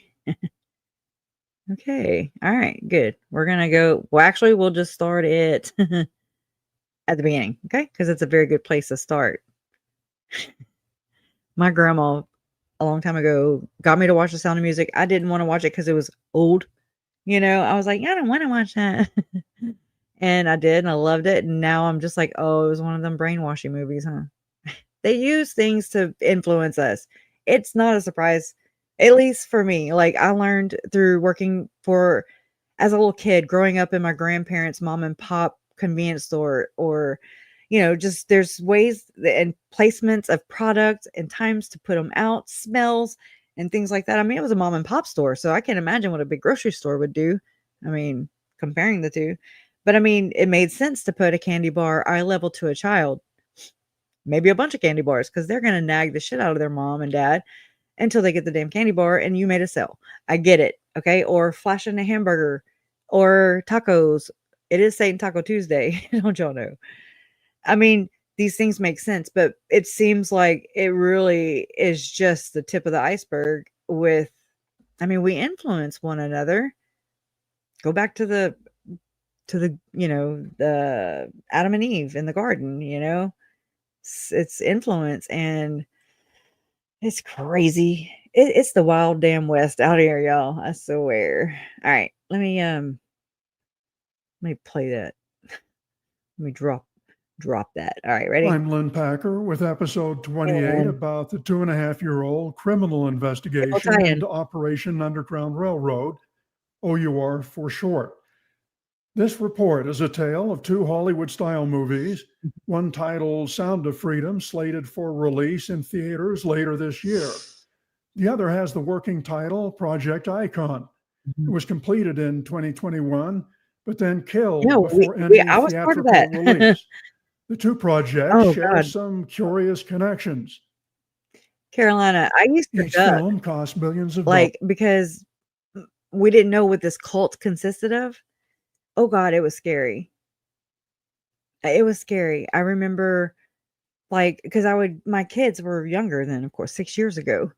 So Silas just turned 9 Sunday. So, I mean, he was just 2-3 years old, So, I mean, it was crazy. And so I would get them to bed. And then I just got some burn barrels. And now that I think about it, I'm like, oh, you were going outside in the dark. I bet you look like a damn witch. And I'm like, oh my God, But anyways, I would go outside and I would we have a dollar store not far from here. And I would grab boxes from there. And, I wanted burn barrel. I wanted a burn barrel. And so Jason got me a burn barrel. Nothing fancy, but just to where I could throw some of my scrap wood and stuff in there. I don't know. My grandma had one. I wanted one. And anyway, so I would go outside at night after my kids were sleeping. It's like the only time I could be alone. And especially after Uncle Charles was murdered, it was like I needed to reflect. I was so shook. I was so rocked by that, by his death, by his murder, the way that happened, the way it took place, and everything was transpiring. Did not know. I knew Lori, Alex, I knew they had something. I know they had everything to do with it. I didn't know at all. No body cams. There was nothing of that. didn't know about Brandon until, until that happened to him. And then Brandon and my parents got in touch with one another. And I think Brandon had hired Rich Robertson first, and then Mom and Larry, I want to say, hired him second, to start tracking down Lori and stuff. And then, now I met Brandon, and because I mean, for real, when I met him, he was, I told Mom, I'm like, y'all need to get some damn security cameras, okay? Because we don't know. My mom was walking around her house with her pistol, moving room to room to room, with her pistol, because, and then especially after finding out that, after Lori finding out that she didn't get the freaking, life insurance policy, which my mom did not ask for. Charles was like, "Hey, I'm gonna put this in your name, da da da," and she was like, leave it to your sons, or whatever." And Uncle Charles did that without my mom knowing, allegedly. I don't know. I mean, that's my understanding.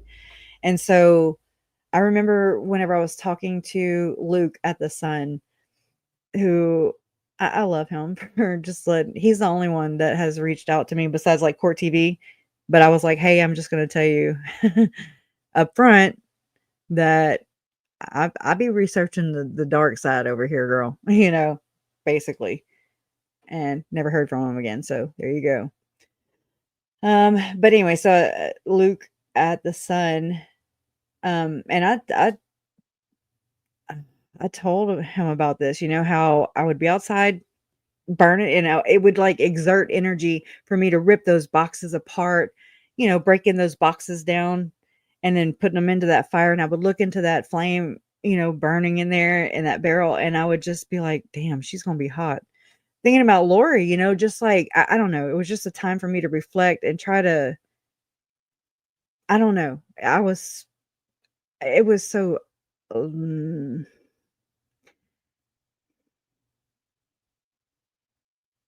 it was traumatic. Anyways.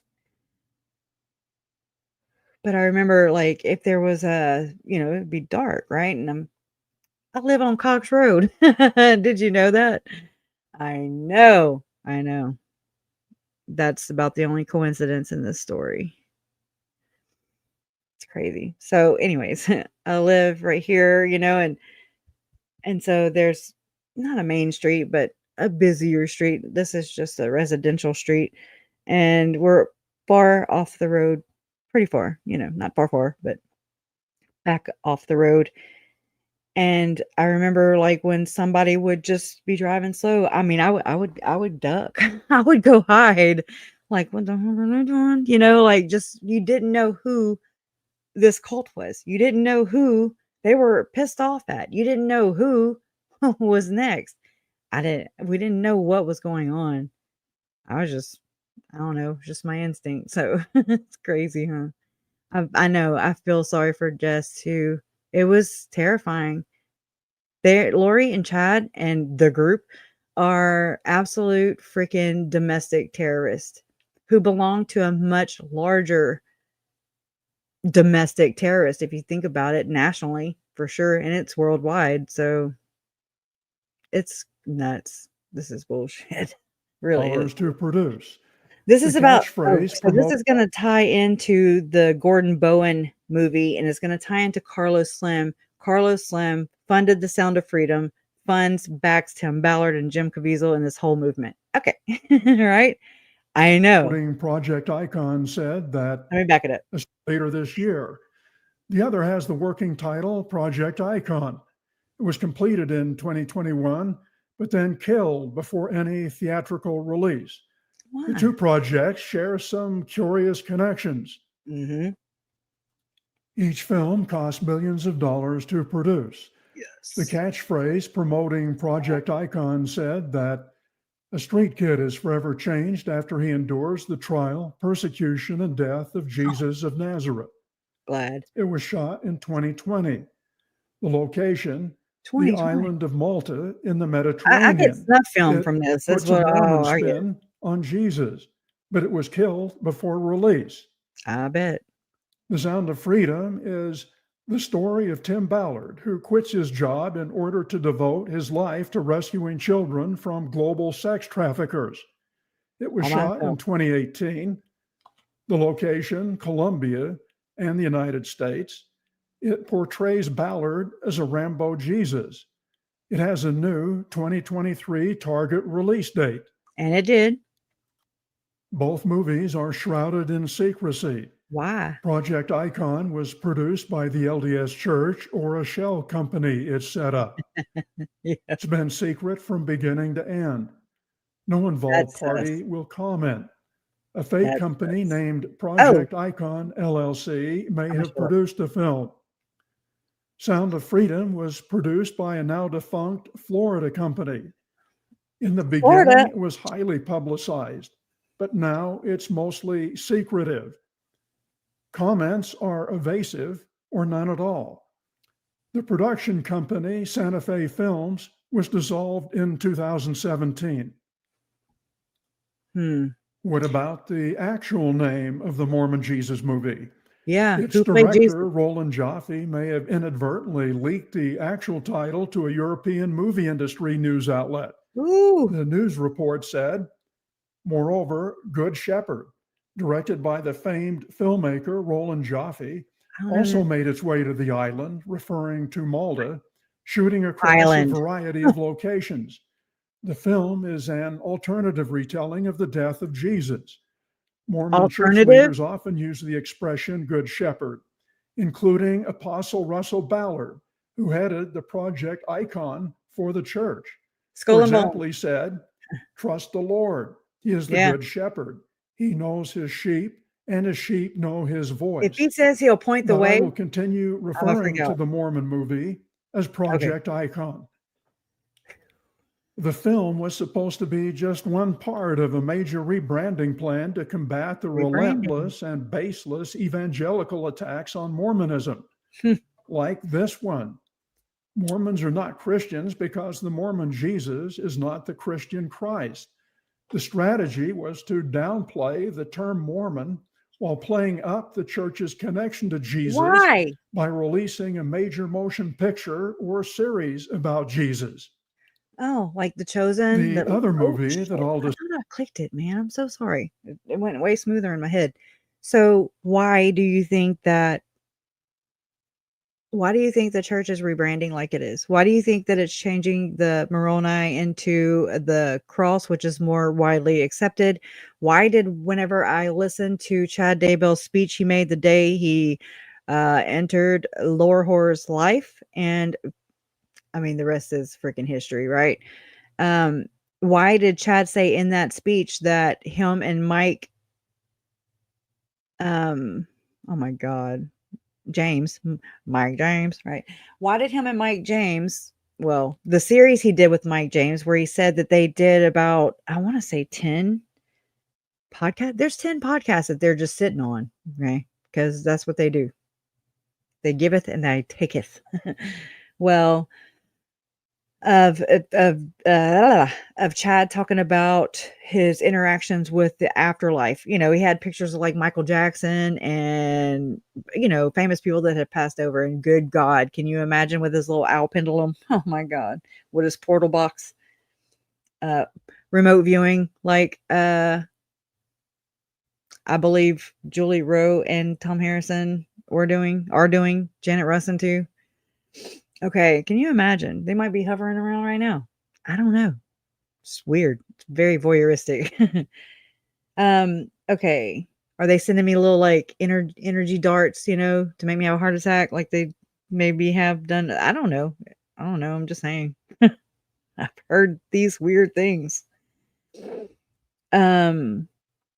Okay.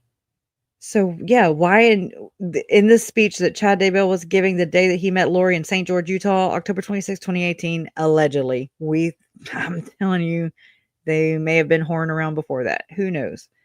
But Chad was like, you know, well,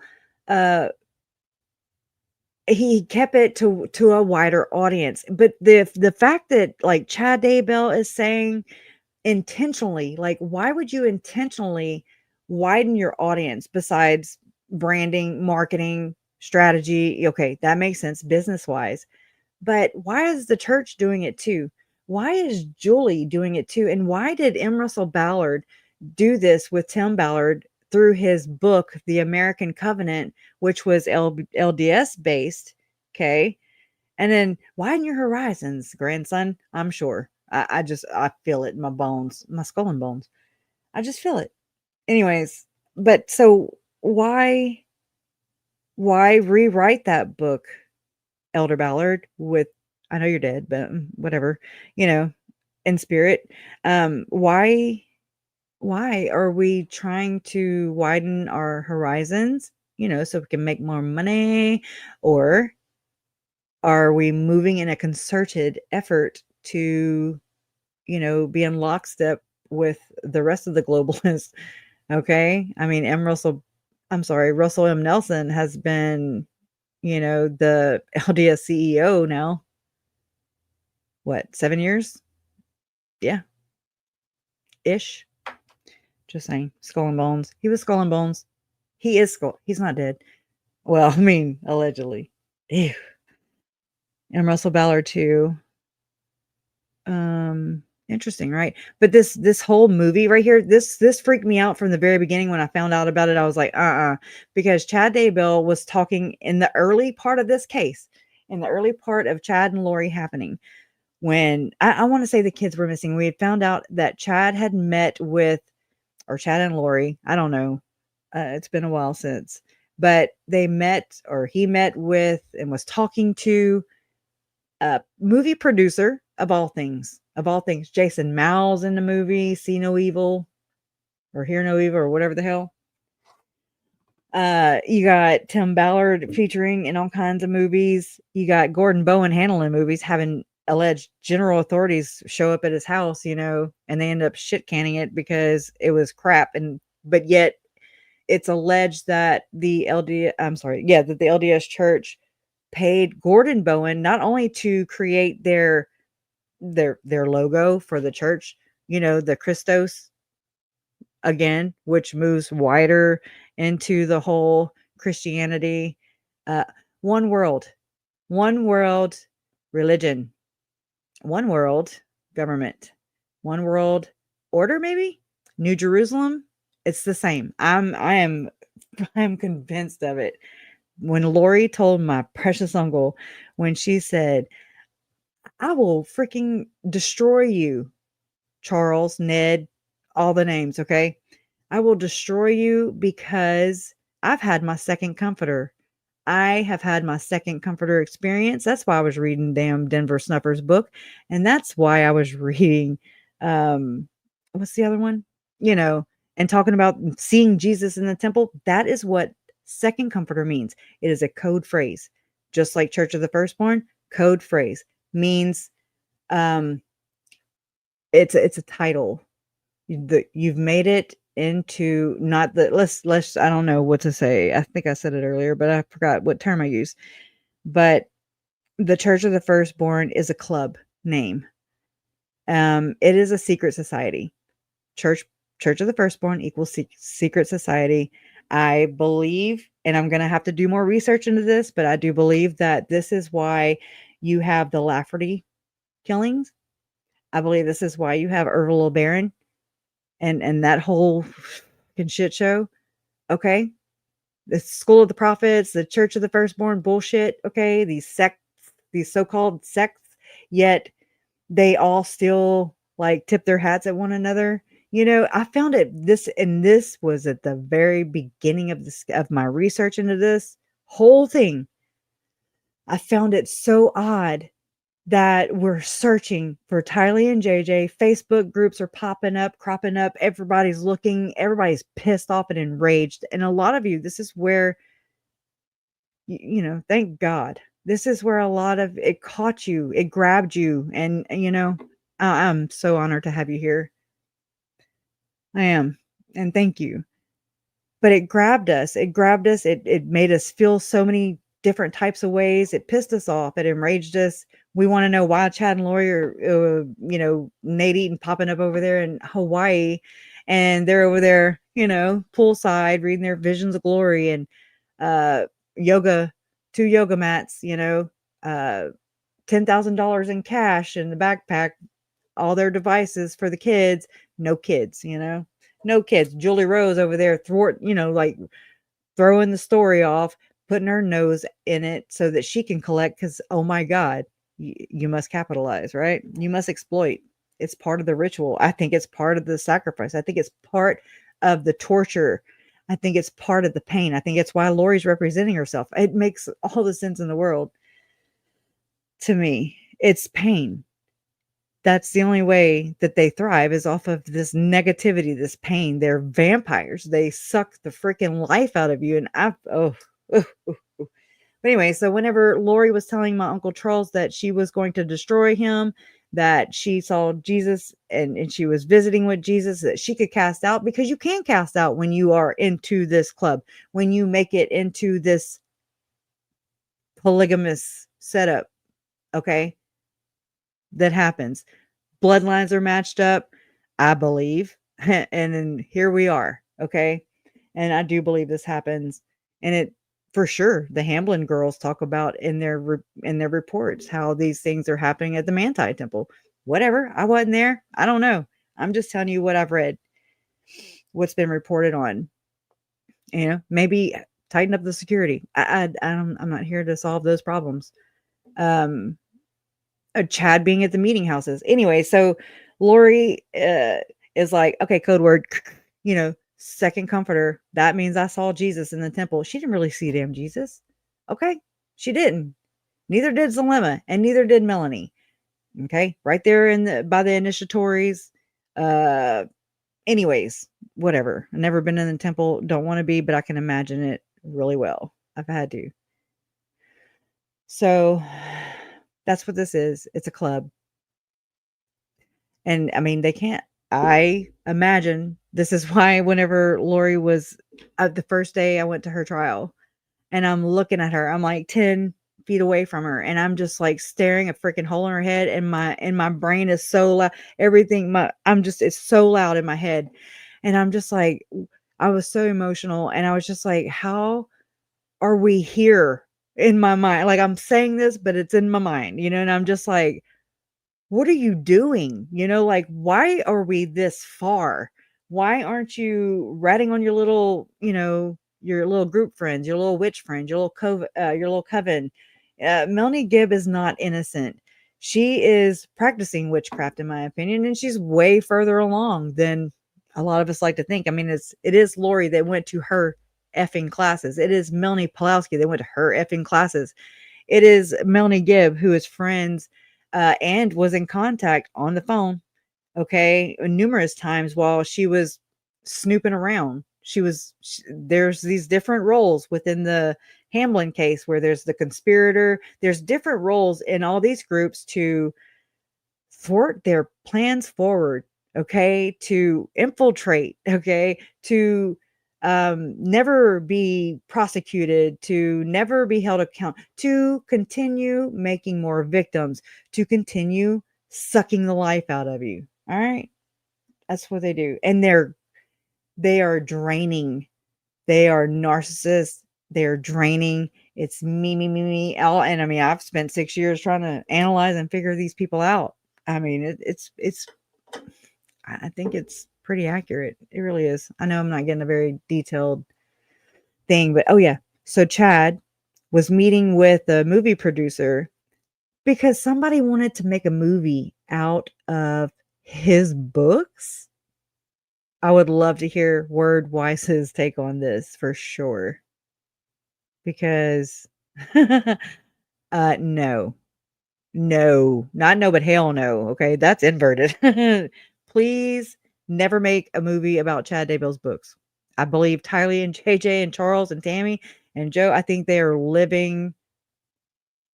We are. That there's your movie. Okay. It's crazy. She's the highest. Yeah.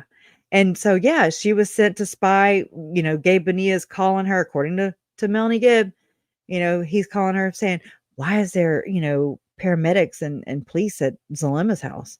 And she's like, I'll call you right back. And then she's like, nosy Rosie, Oh, yeah, we ran into Jason Mao, all that shit. Bullshit. Yep. Julie Rowe, she's in there like swimwear.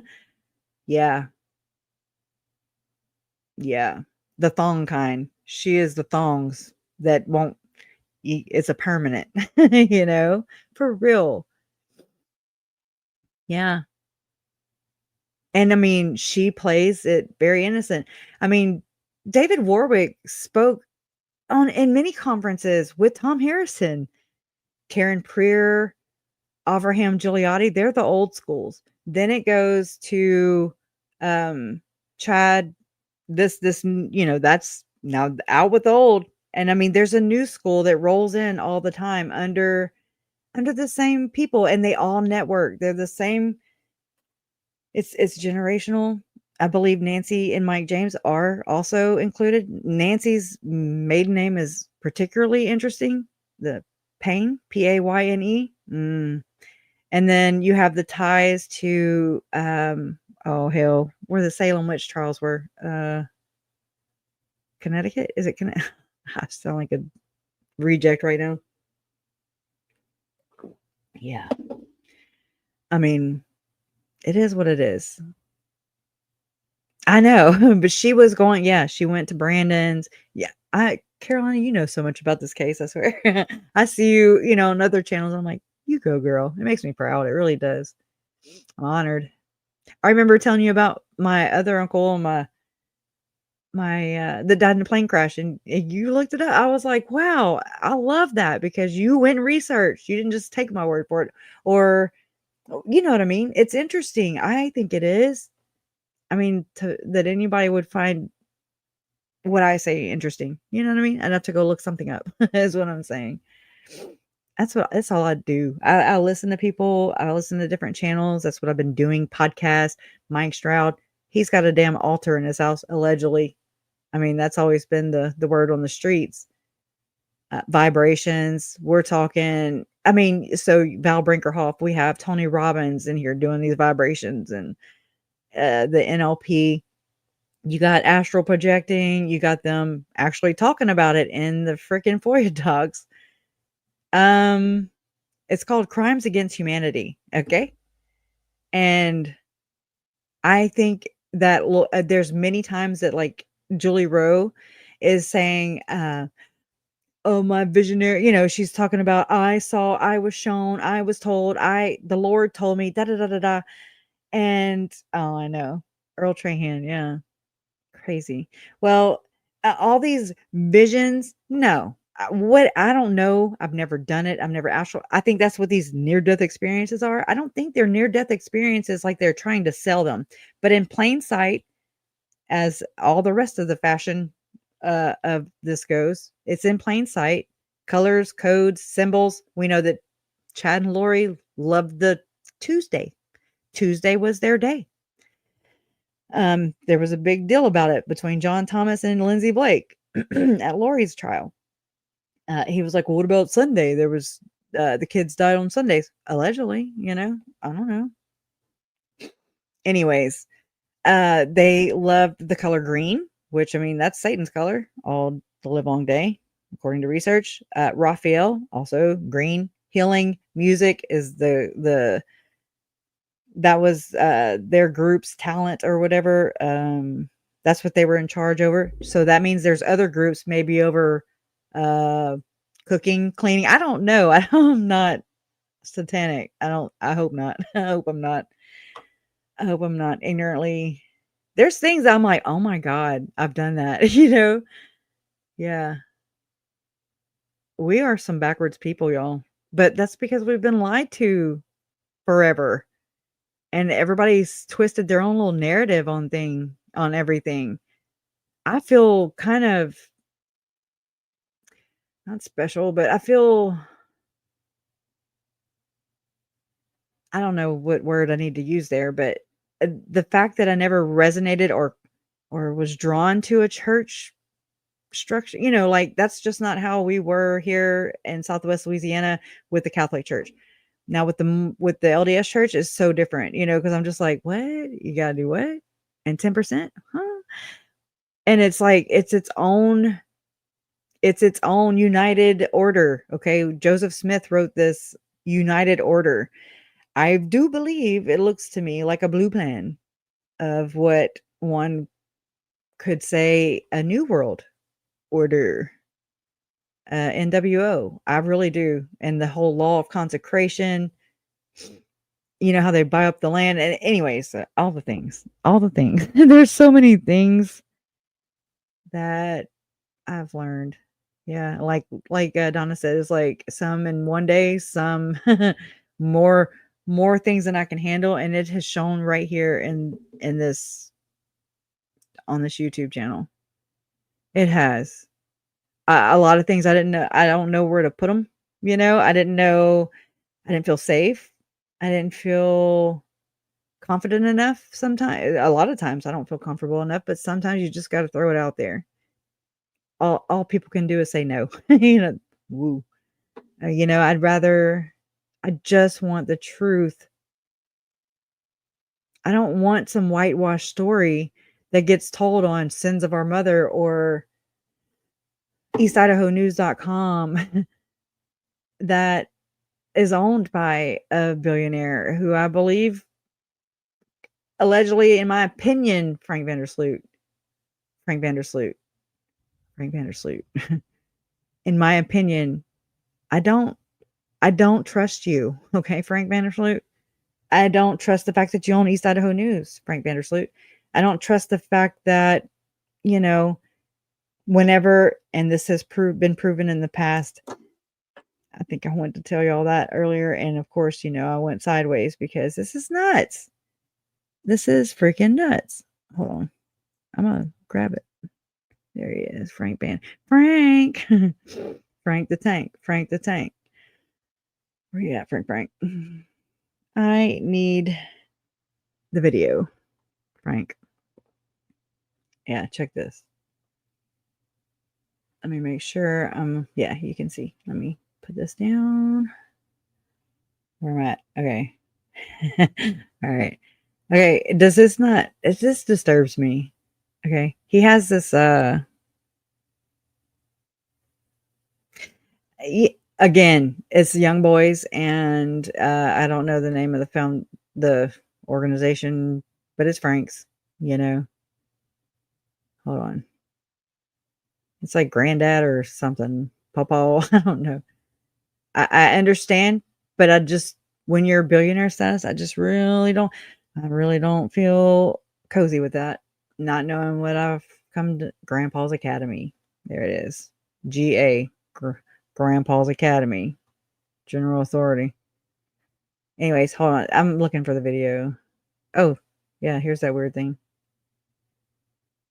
And where is Jeff Rowe? See, like this guy right here, he might not have been wanting to go into the Church of the Firstborn, like he told Lauren.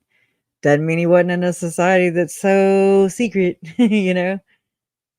Just throwing that out there. Was Jeffrey Hall in there? I don't know. I found these charts so many other places on the internet, and they don't belong to Chad. Interesting, right? Oh, here we go. Completely free to the public. He does things like this because he's hold on. Well, let me see what video this, because there's like 3. Hold on. Because Frank Vandersloot donated lots of money to Mitt Romney's campaign in 2012, which happened to be the same campaign that M. Russell Ballard traveled with Mitt Romney 2012. Not only that, but Mitt Romney and Gordon Bowen worked on the 2002 Salt Lake City Winter Olympics together, came up with the whole, and if you go look up the symbolism on this, I swear to God, oh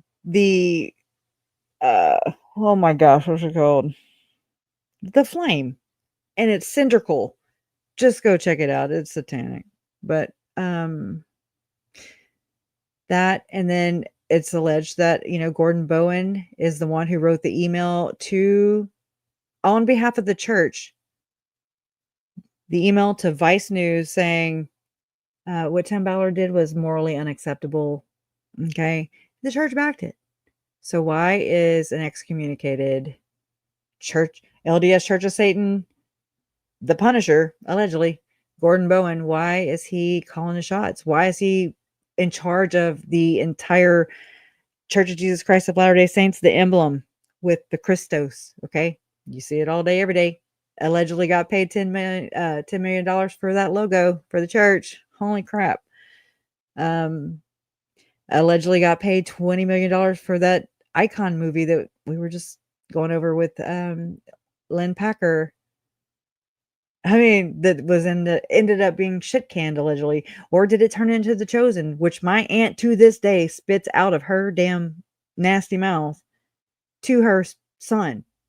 Okay, just to re-victimize, I mean, is it code talk? Is it in Frozen, that I see resembled in Emma damn Daybell? I believe Emma is a practicing witch or Satanist herself. I believe that's how she was raised. I was saying this earlier for those who came in afterwards, but I do see a lot of resemblance now that I think about it between what I know now of Ruby Frankie via Sherry Frankie, her book, and of what I've observed with my own two eyes, what I've read in the case file. Jody Hildebrandt too. Jody Hildebrandt to me strikes me a lot of resemblance to Gordon Bowen, in the LDS Church. It's really frowned upon. Sorry, it's my opinion. It's the way it appears to me. It's really frowned upon to, and I don't think you can. I don't think you can go to the temple. I don't know other rules. I'm just saying, it's just. But then why utilize someone like Gordon Bowen if he's been excommunicated from the church twice now? Why, if Tom Harrison, before Gordon Bowen's divorce with his wife that he married in his 40s because her husband died, curiously?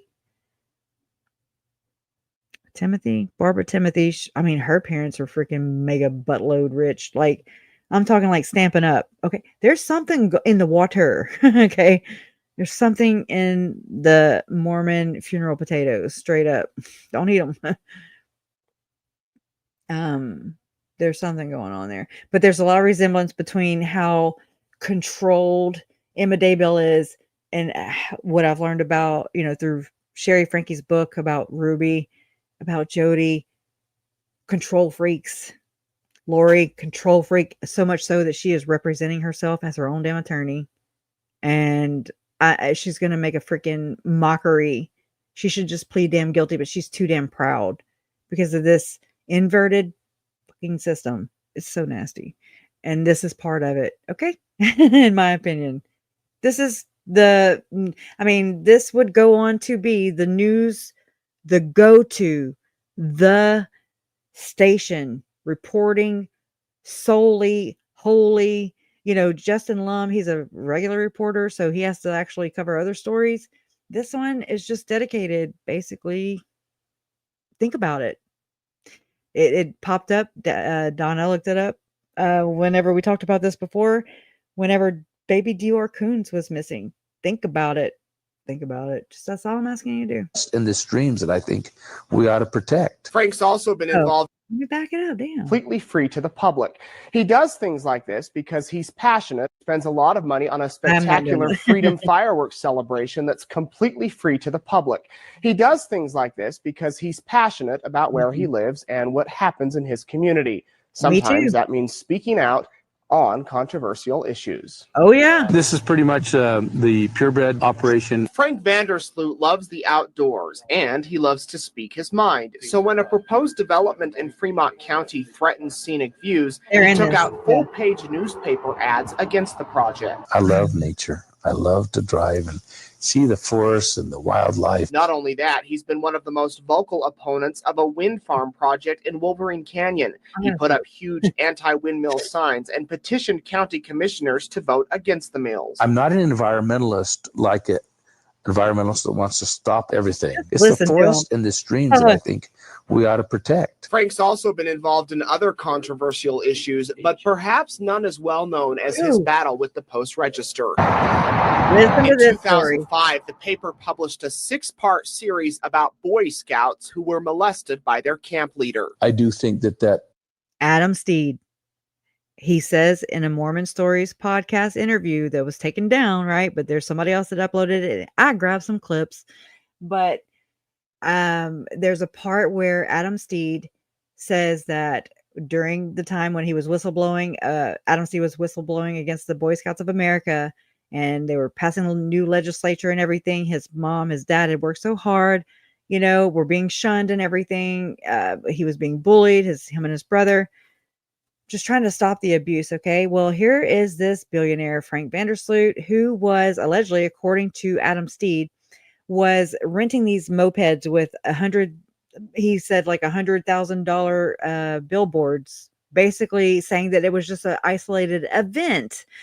I just realized that sounds very similar to the plot line that we hear about the Daybell case. It's just an isolated event.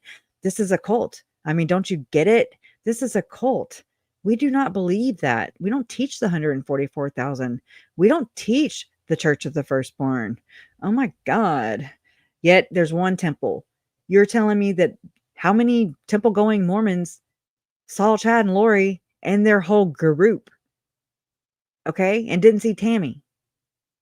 Anyways, I'll just leave that there.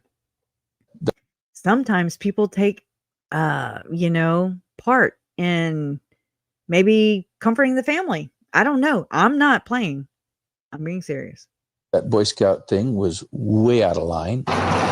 Frank wasn't upset the Post ran the story, but he didn't like the way they did it. So he used his monthly community page news ad in the Post Register to attack the Post Register. He even hired a law firm to conduct comprehensive research into the story. Now, that doesn't mean that.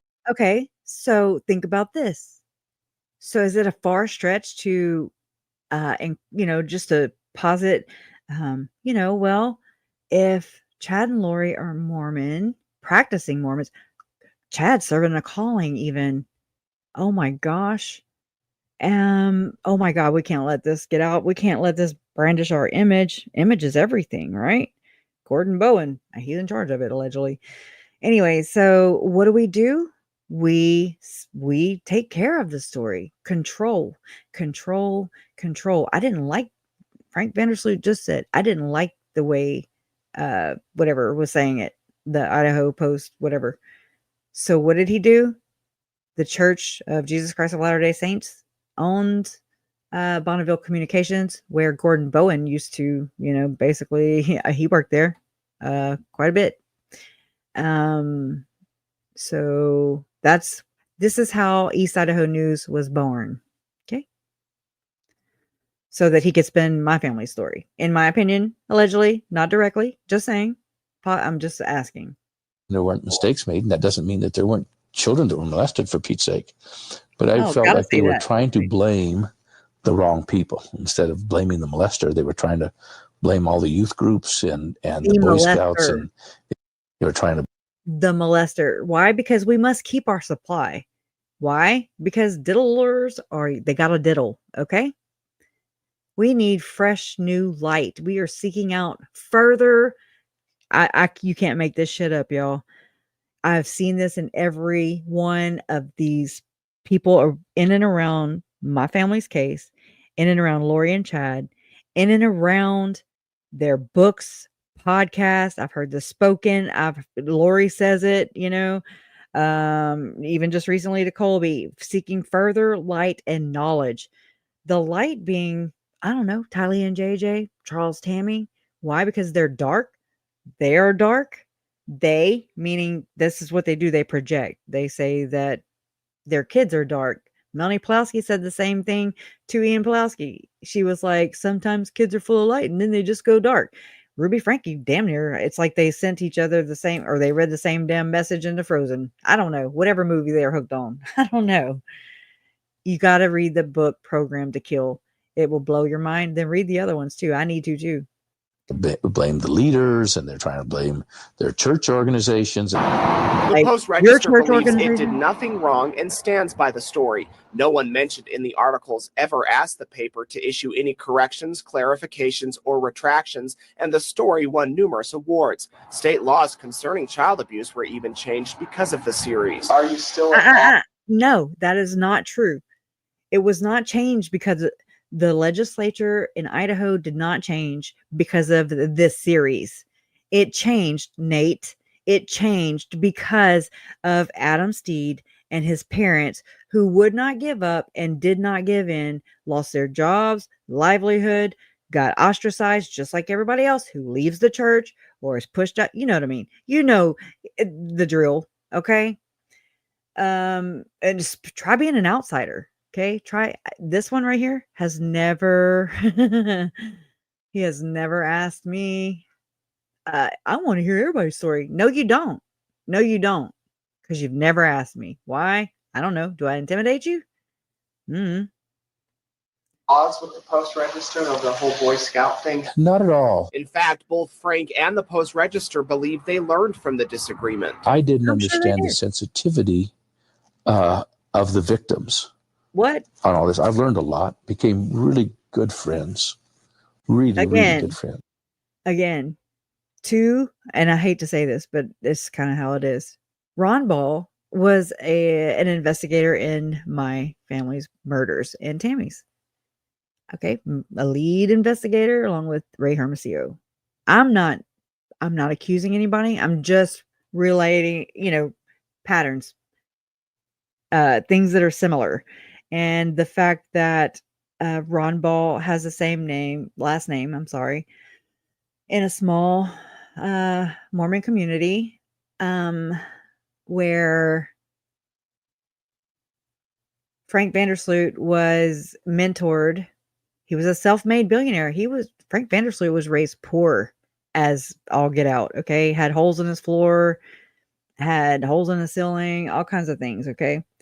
Well, these two brothers with the last name Ball, or I'll say two Ball brothers, the Ball brothers. Okay. Mentored him. And then Cox Communications is his ex-brother-in-law. Okay. Cox Communications. But yet, this one ends up being a self-made billionaire, the richest one. He's friends with George Bush, allegedly, with President Trump has been there. Trump Jr. has been there recently.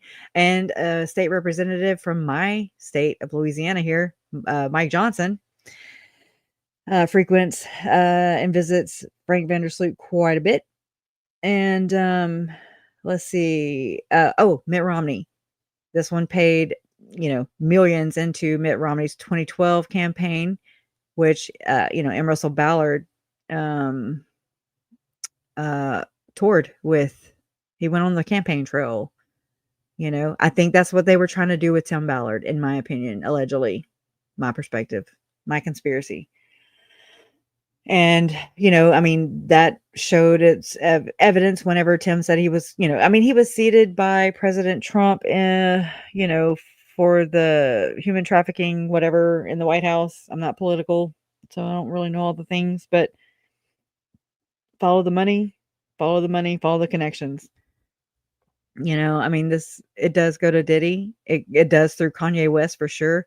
In the lawsuit that was filed against OUR, Tim Ballard, I'm sure some others, but Sean Reyes, okay, who was the Utah Attorney General. I don't think he ran again, so I don't know if he's out of office. I don't know when that takes place. I don't know if it already did. But he, Sean Reyes, crap, I lost my train of thought. I'll get it back.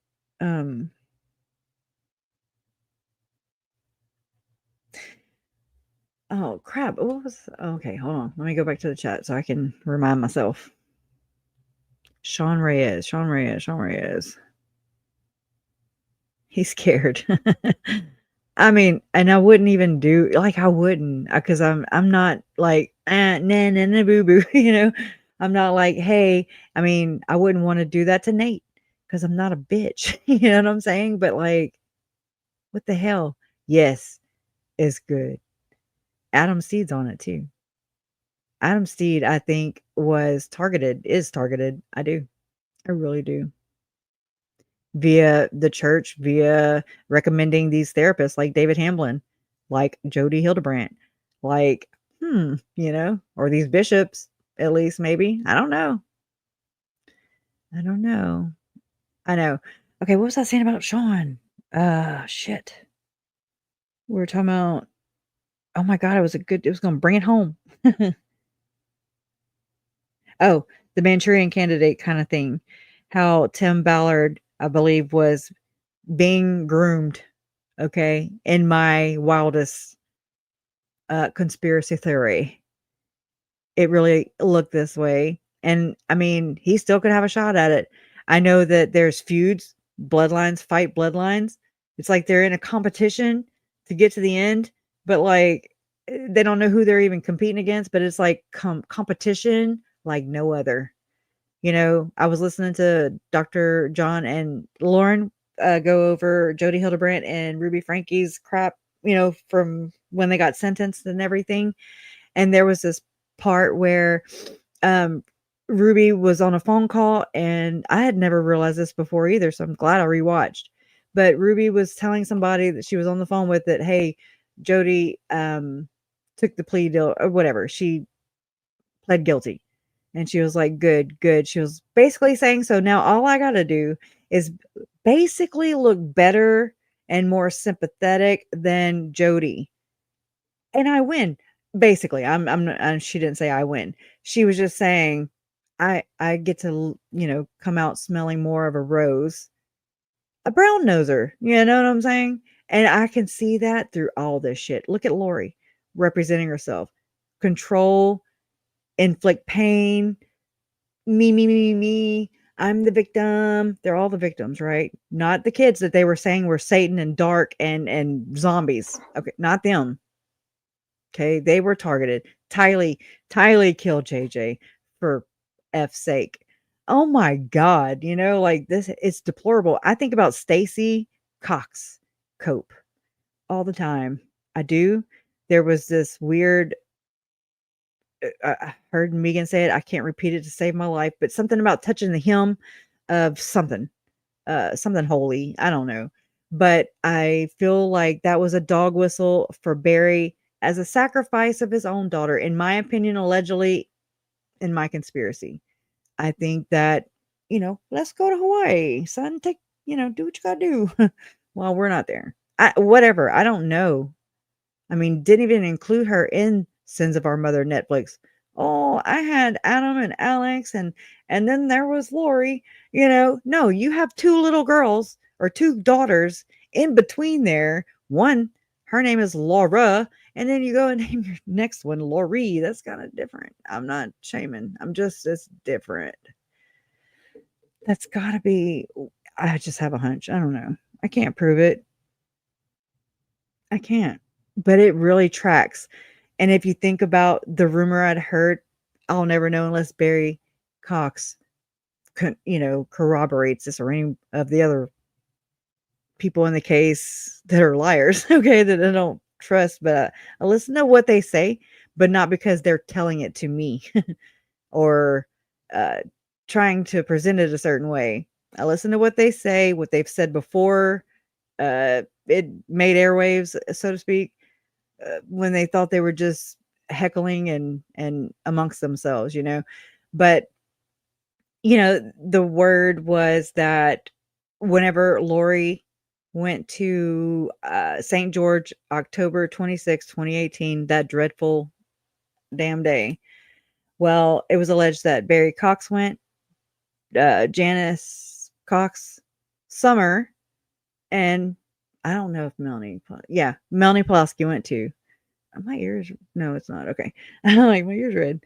And so I remember hearing this. Don't know if it's true. I don't know. Let me know if you find out. But that Barry gave his blessing to Chad. Mm. His daughter was married to Charles.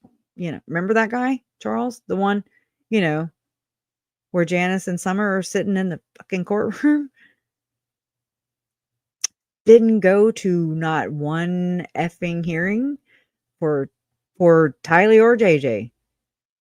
Didn't show up for sentencing for Lori. Sent her own letter to the judge, one that wasn't going to be read out loud, that Judge Boyce referenced during, or actually it was Janice. Maybe he said, yeah, your mother and your sister. He agreed with us, whatever they alluded to. She met that damn Chad Daybell and then everything changed. I don't believe you. I don't. And Megan Connor has made this a reality for me. She made this an opportunity for me to, peer in, because everybody else is like, everything's great. Everything's good. Nothing. Everything's fine. What? I know, it's so weird. Like that. It is what it is. Nobody is going to be. I mean, there could be stuff that comes out. I don't know. I have no control over that. I can only control myself. Right.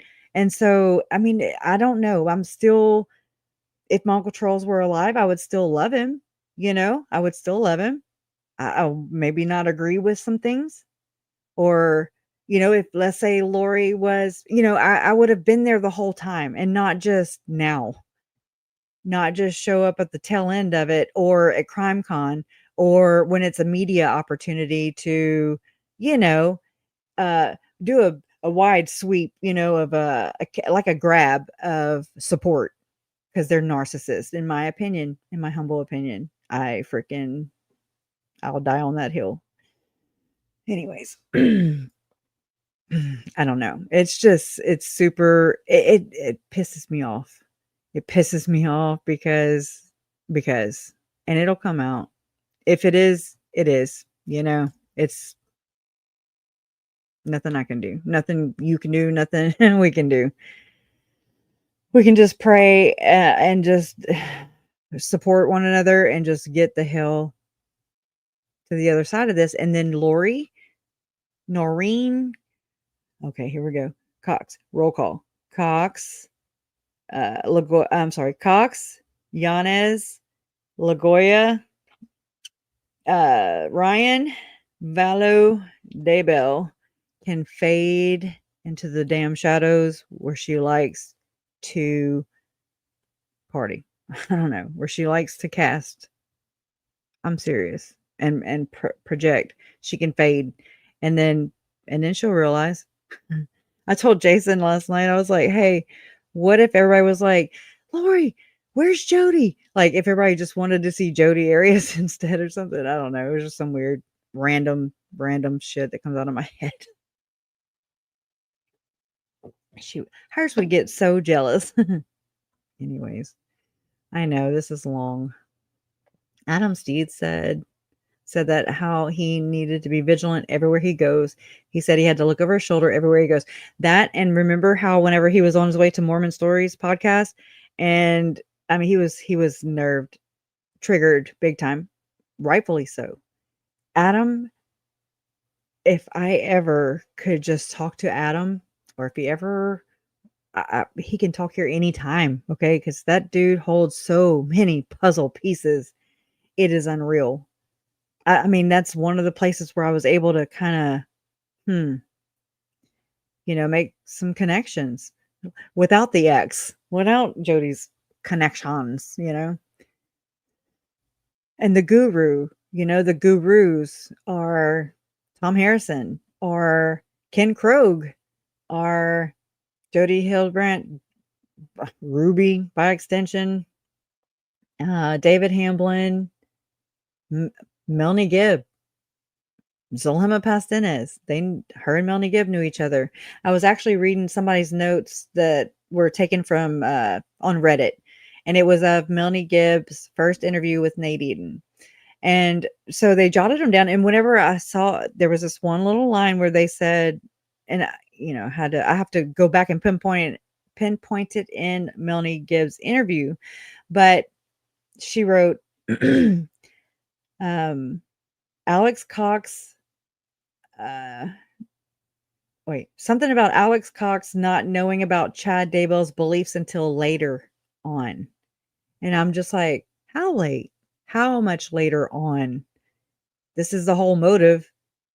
I mean, this is the whole thing. You know, Lori didn't do anything, right? Hers was just defending herself. And her brother did. And so much so to where you know, he's saying that Lori already left with the kids. And then Lori's saying, I left after the shot. I heard the shot, and da da da. And I'm just like, you know, it's so interesting. I was watching Guilty Words earlier. I've watched a lot of videos lately. And this did it so simple in like 12 minutes. She featured 4 phone calls. It's at Guilty Words. Love her channel. It's the first phone call is Charles calling the life insurance company, and he was pissed because he found out that his life insurance all of a sudden had a password. He did not have a password. And you could tell he was like, oh my God, it's fraud. He knew instinctively, like, no, something's wrong. My life's in danger, basically. He knows Lori saying, I'm going to destroy you. And all the weird cult things, you know. And then the second call was Alex Cox calling 911. Cool, calm, collective, not doing CPR. Not worried, waiting however many, 48 minutes after, you know, Lori. Anyways, the third call was, oh crap. Third call was Chad Daybell calling the, making the arrangements as Charles's nephew. Okay. For Christ's sake. Okay. So there's that phone call. Then there's Lori calling to collect the life insurance that she would not get. Who's the beneficiary? She's like, me. You know, he was shot. I don't know how I want to word that or whatever she said.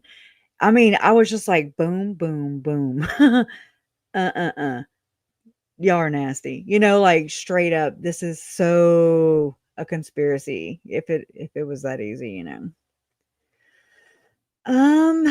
Yeah, from one of the Hannahs or something. Yeah. It's been a while though. I should probably revisit it. Thanks for reminding me though of just that name. I would have never remembered the name, you know, unless it popped up again. Yeah. He just took the microphone and started talking. Who? Oh, Adam. Oh my God. That was my favorite part. I was like, what? Yeah. I mean, the reporter was like, oh. That was, I mean, it was so good too to see him like grab his power. You know what I mean? Like to be empowered after being minimized by, pardon my French, by dickheads like Vandersloot, in my opinion, who can just afford to control a narrative because it just, you know, makes the image look bad. So, I mean, shit happens. We cannot, oh my God, can you imagine if all of our society was like this? This toxic, yes man, echo chamber.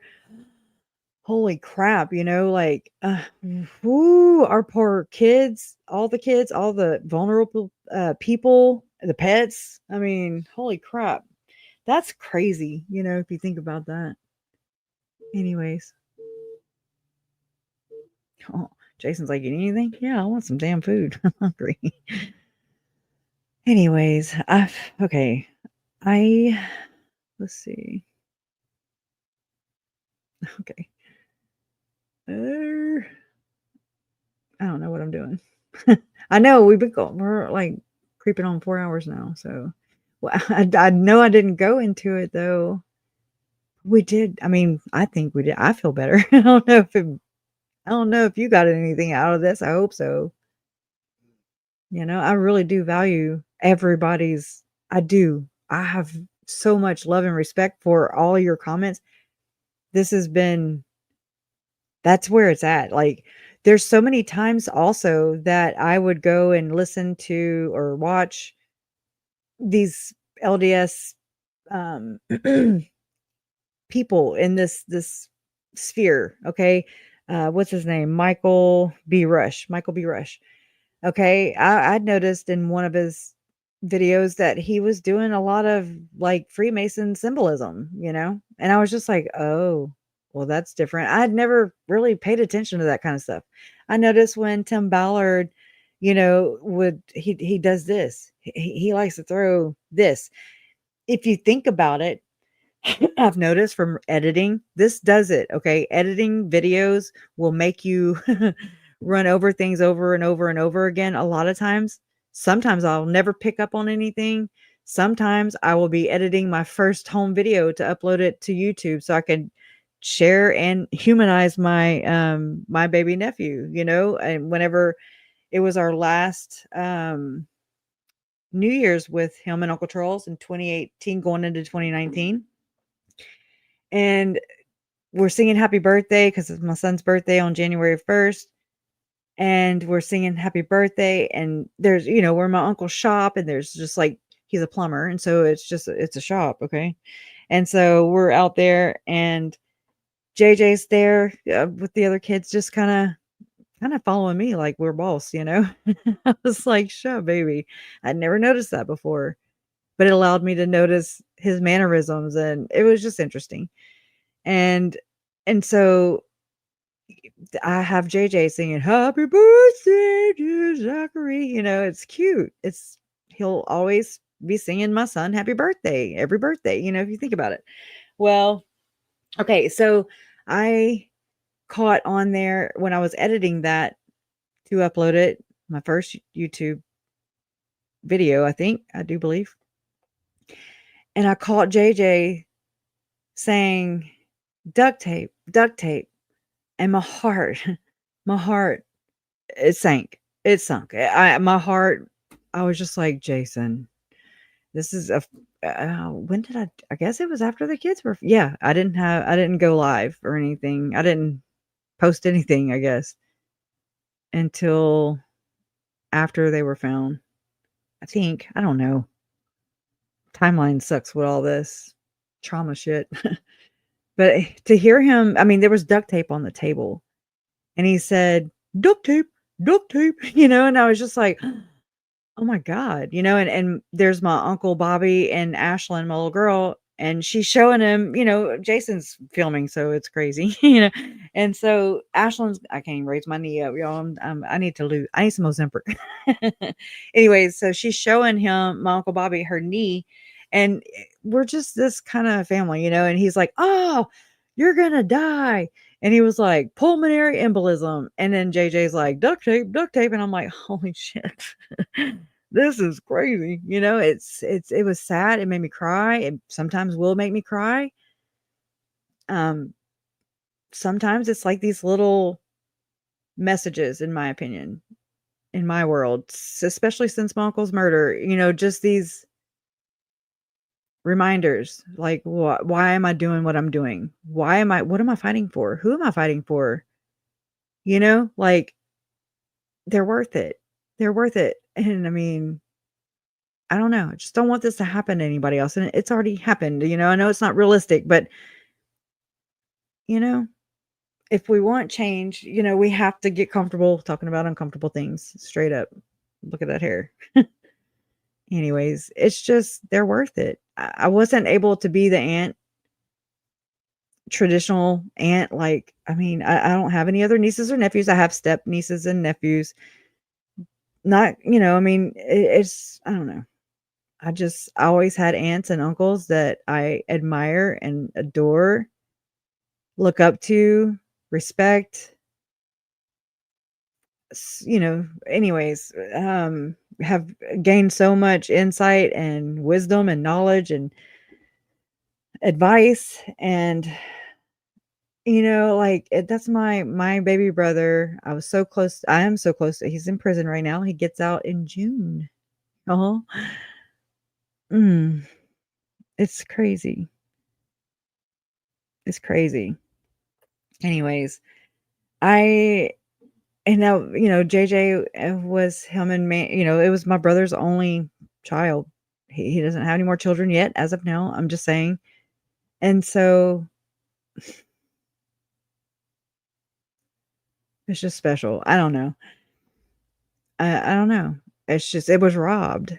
That was robbed. That role when Lori talks about visiting aunts and uncles and stuff from spirit world, visit her and her sisters and whatever, all her little people, her angels, just like Julie Rowe. Okay, I don't have that, angel or not. I'm just saying she robbed that from me.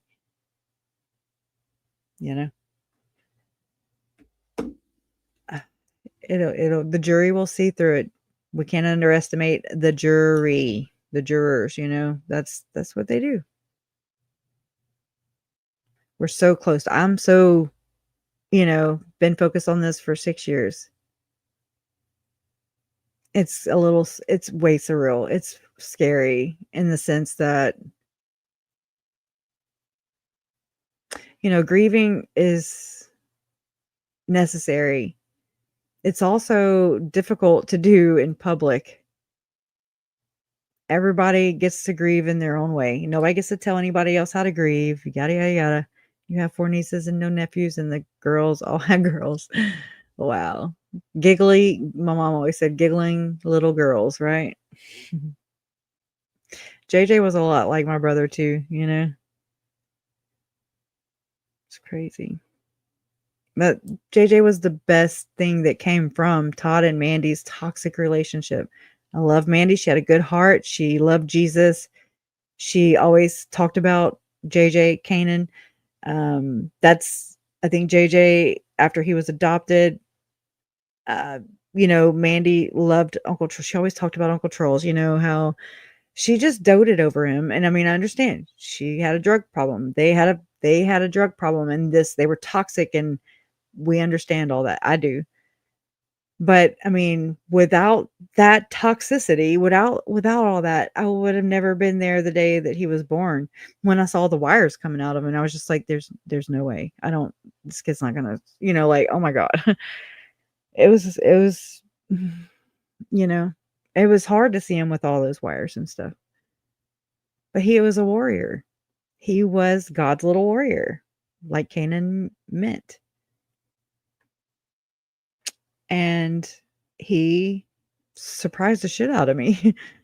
Resilient, much? Yeah. He was growing and growing and growing. And I can see a lot of, like, when he smiled, my brother, when he smiles, it's like their teeth are crooked.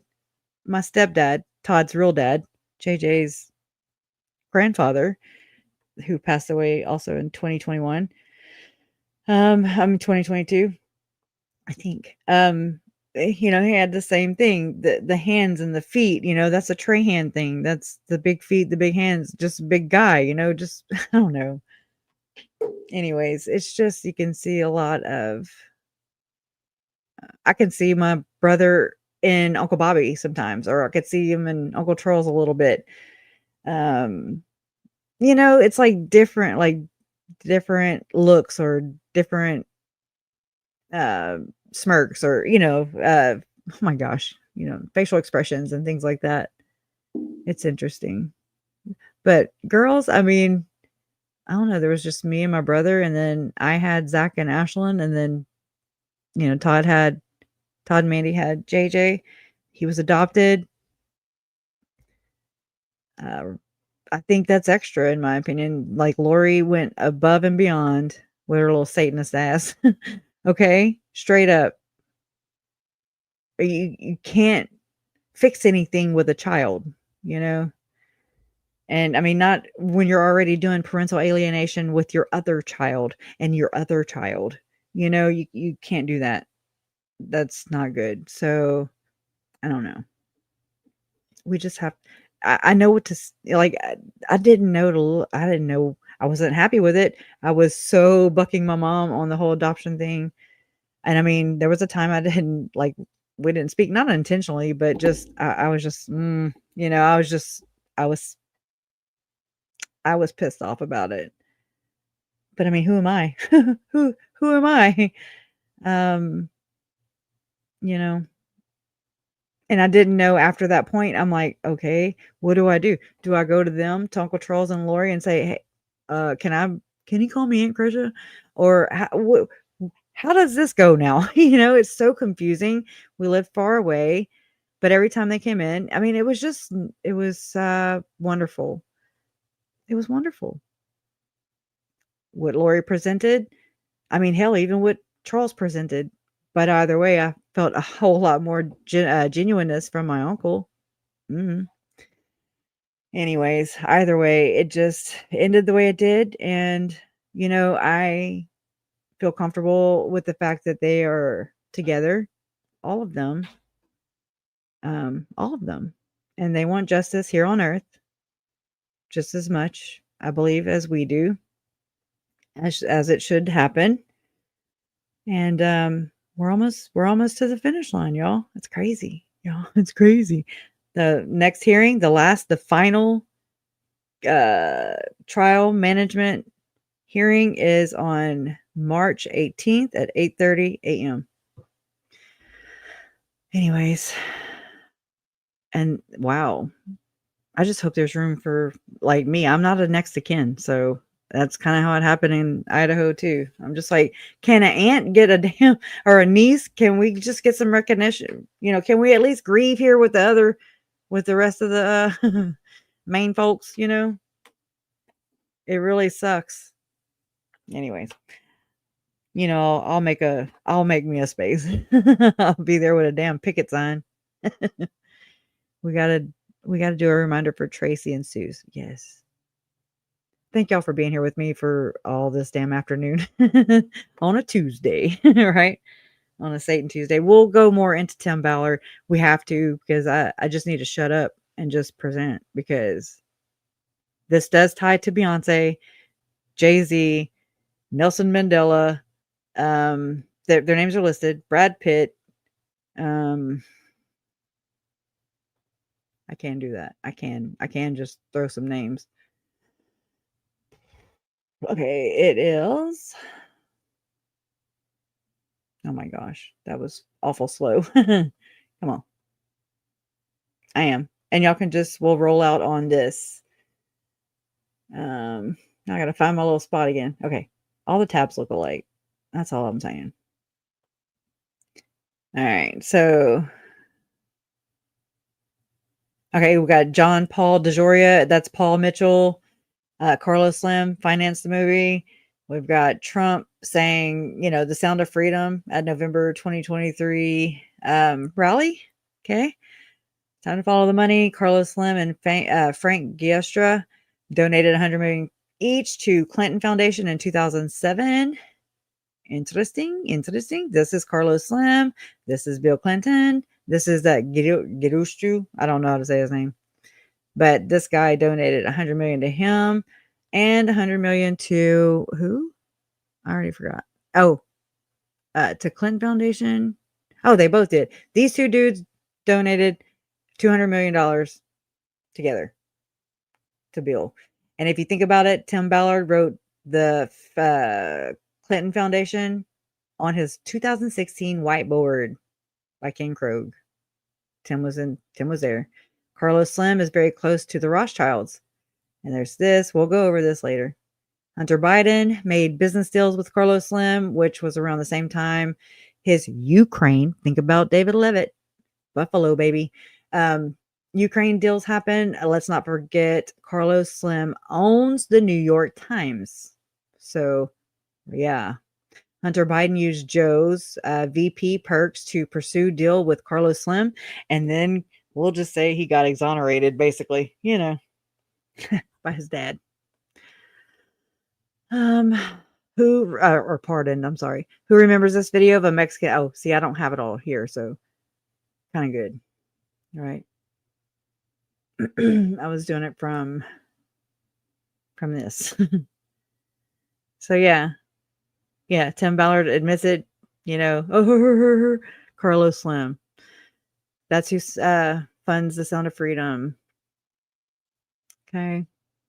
And so it says right here that, here's Carlos Slim. He's close to the Rothschilds here. They are alleged, or the conspiracy, the popular conspiracy is that the Rothschilds are, one of those main bloodliners there running the world. Okay.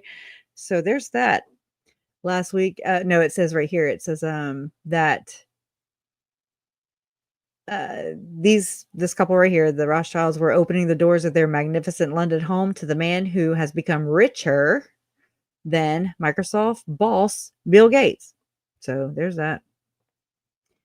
Okay, there's that 2015 Hunter Biden, Carlos Slim. Made deals with Carlos Slim, which was around the same time his Ukraine deals happened. Okay, there's that again. All right. And there's this Mexican lady, right? This Hispanic lady.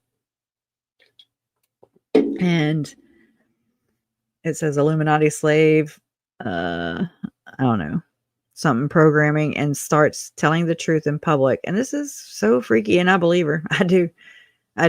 Well, it says, who remembers this video of a Hispanic lady complaining outside a building and saying she saw the people inside eating human flesh.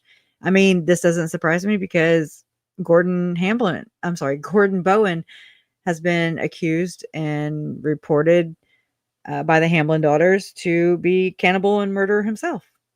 That's what caught my attention when Tylee and JJ were missing and then were found. And I was like, there's no way. Idaho's right here, South Idaho. And here's Utah, Southern Utah. And they're talking about cannibalism and sexual human trafficking and this ritualistic child sex abuse. And I'm like, that caught my attention faster than OUR did, for sure. I don't know if y'all want to watch this or if you want me to just keep going. Well, I don't know. Come on. Nobody believes her. ¿Qué fue lo que decía esta joven al momento que estaba protagonizando ese escándalo en plena vía pública? Adelante.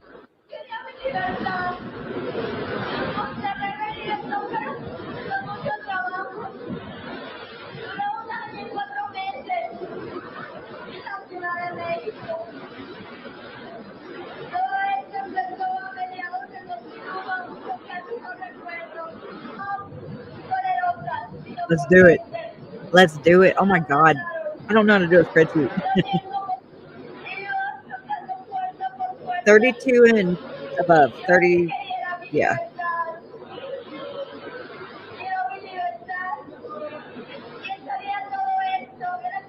She got it from somewhere, right? Oh, I'm sorry. I'm covering up. Sorry.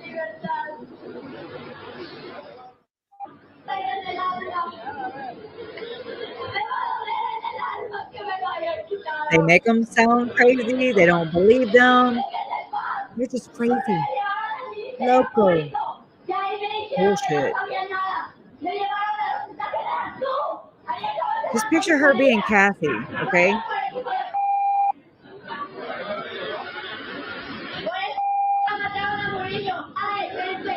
She's freaked out.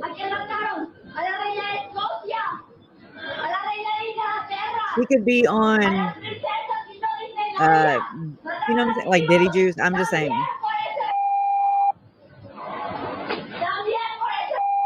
High probability. They all have tequila.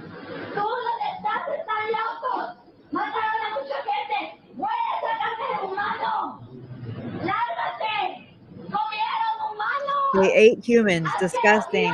They ate humans. I wasn't aware of anything. The murders, yes. But they ate humans. Humans. They smell like human flesh.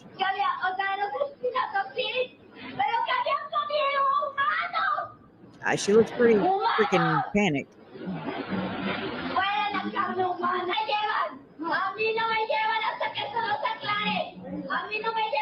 This chick right here.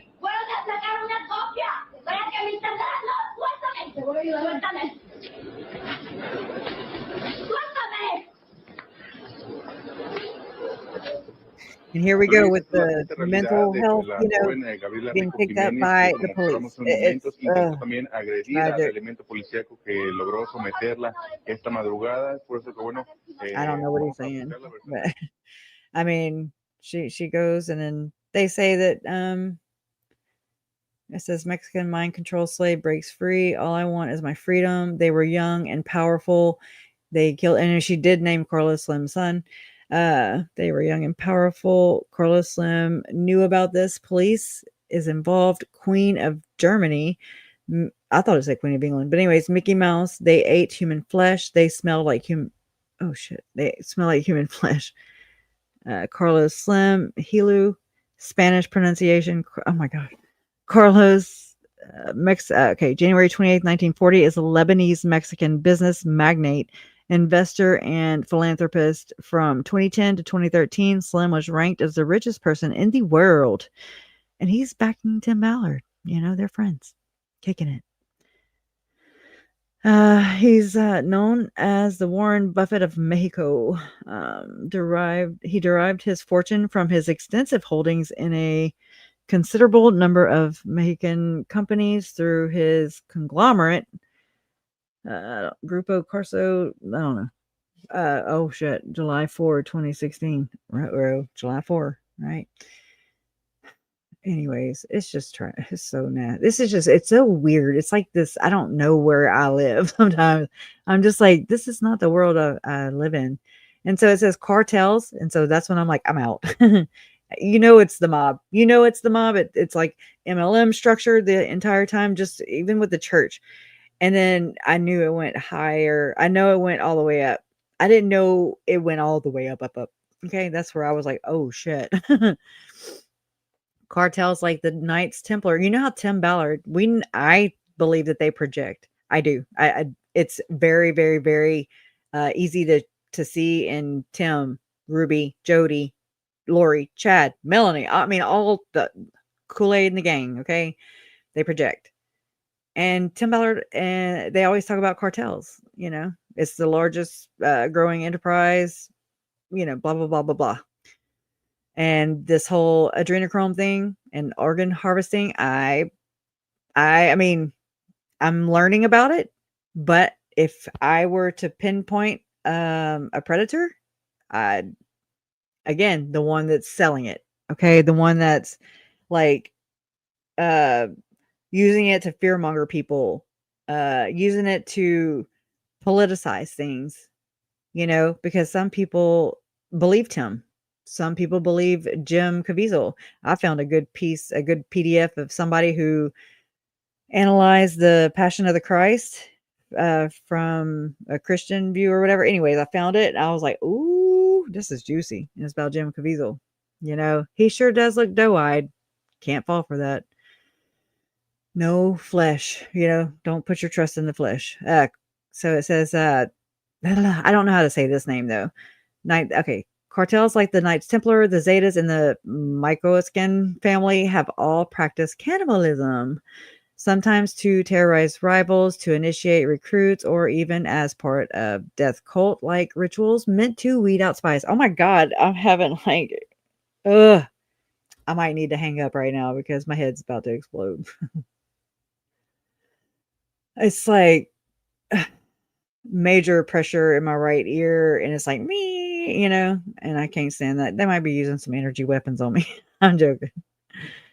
I'm just saying, I don't know what they do. They best leave my ass alone. I rebuke I rebuke the demons. Okay, rebuke in the name of Jesus Christ with authority.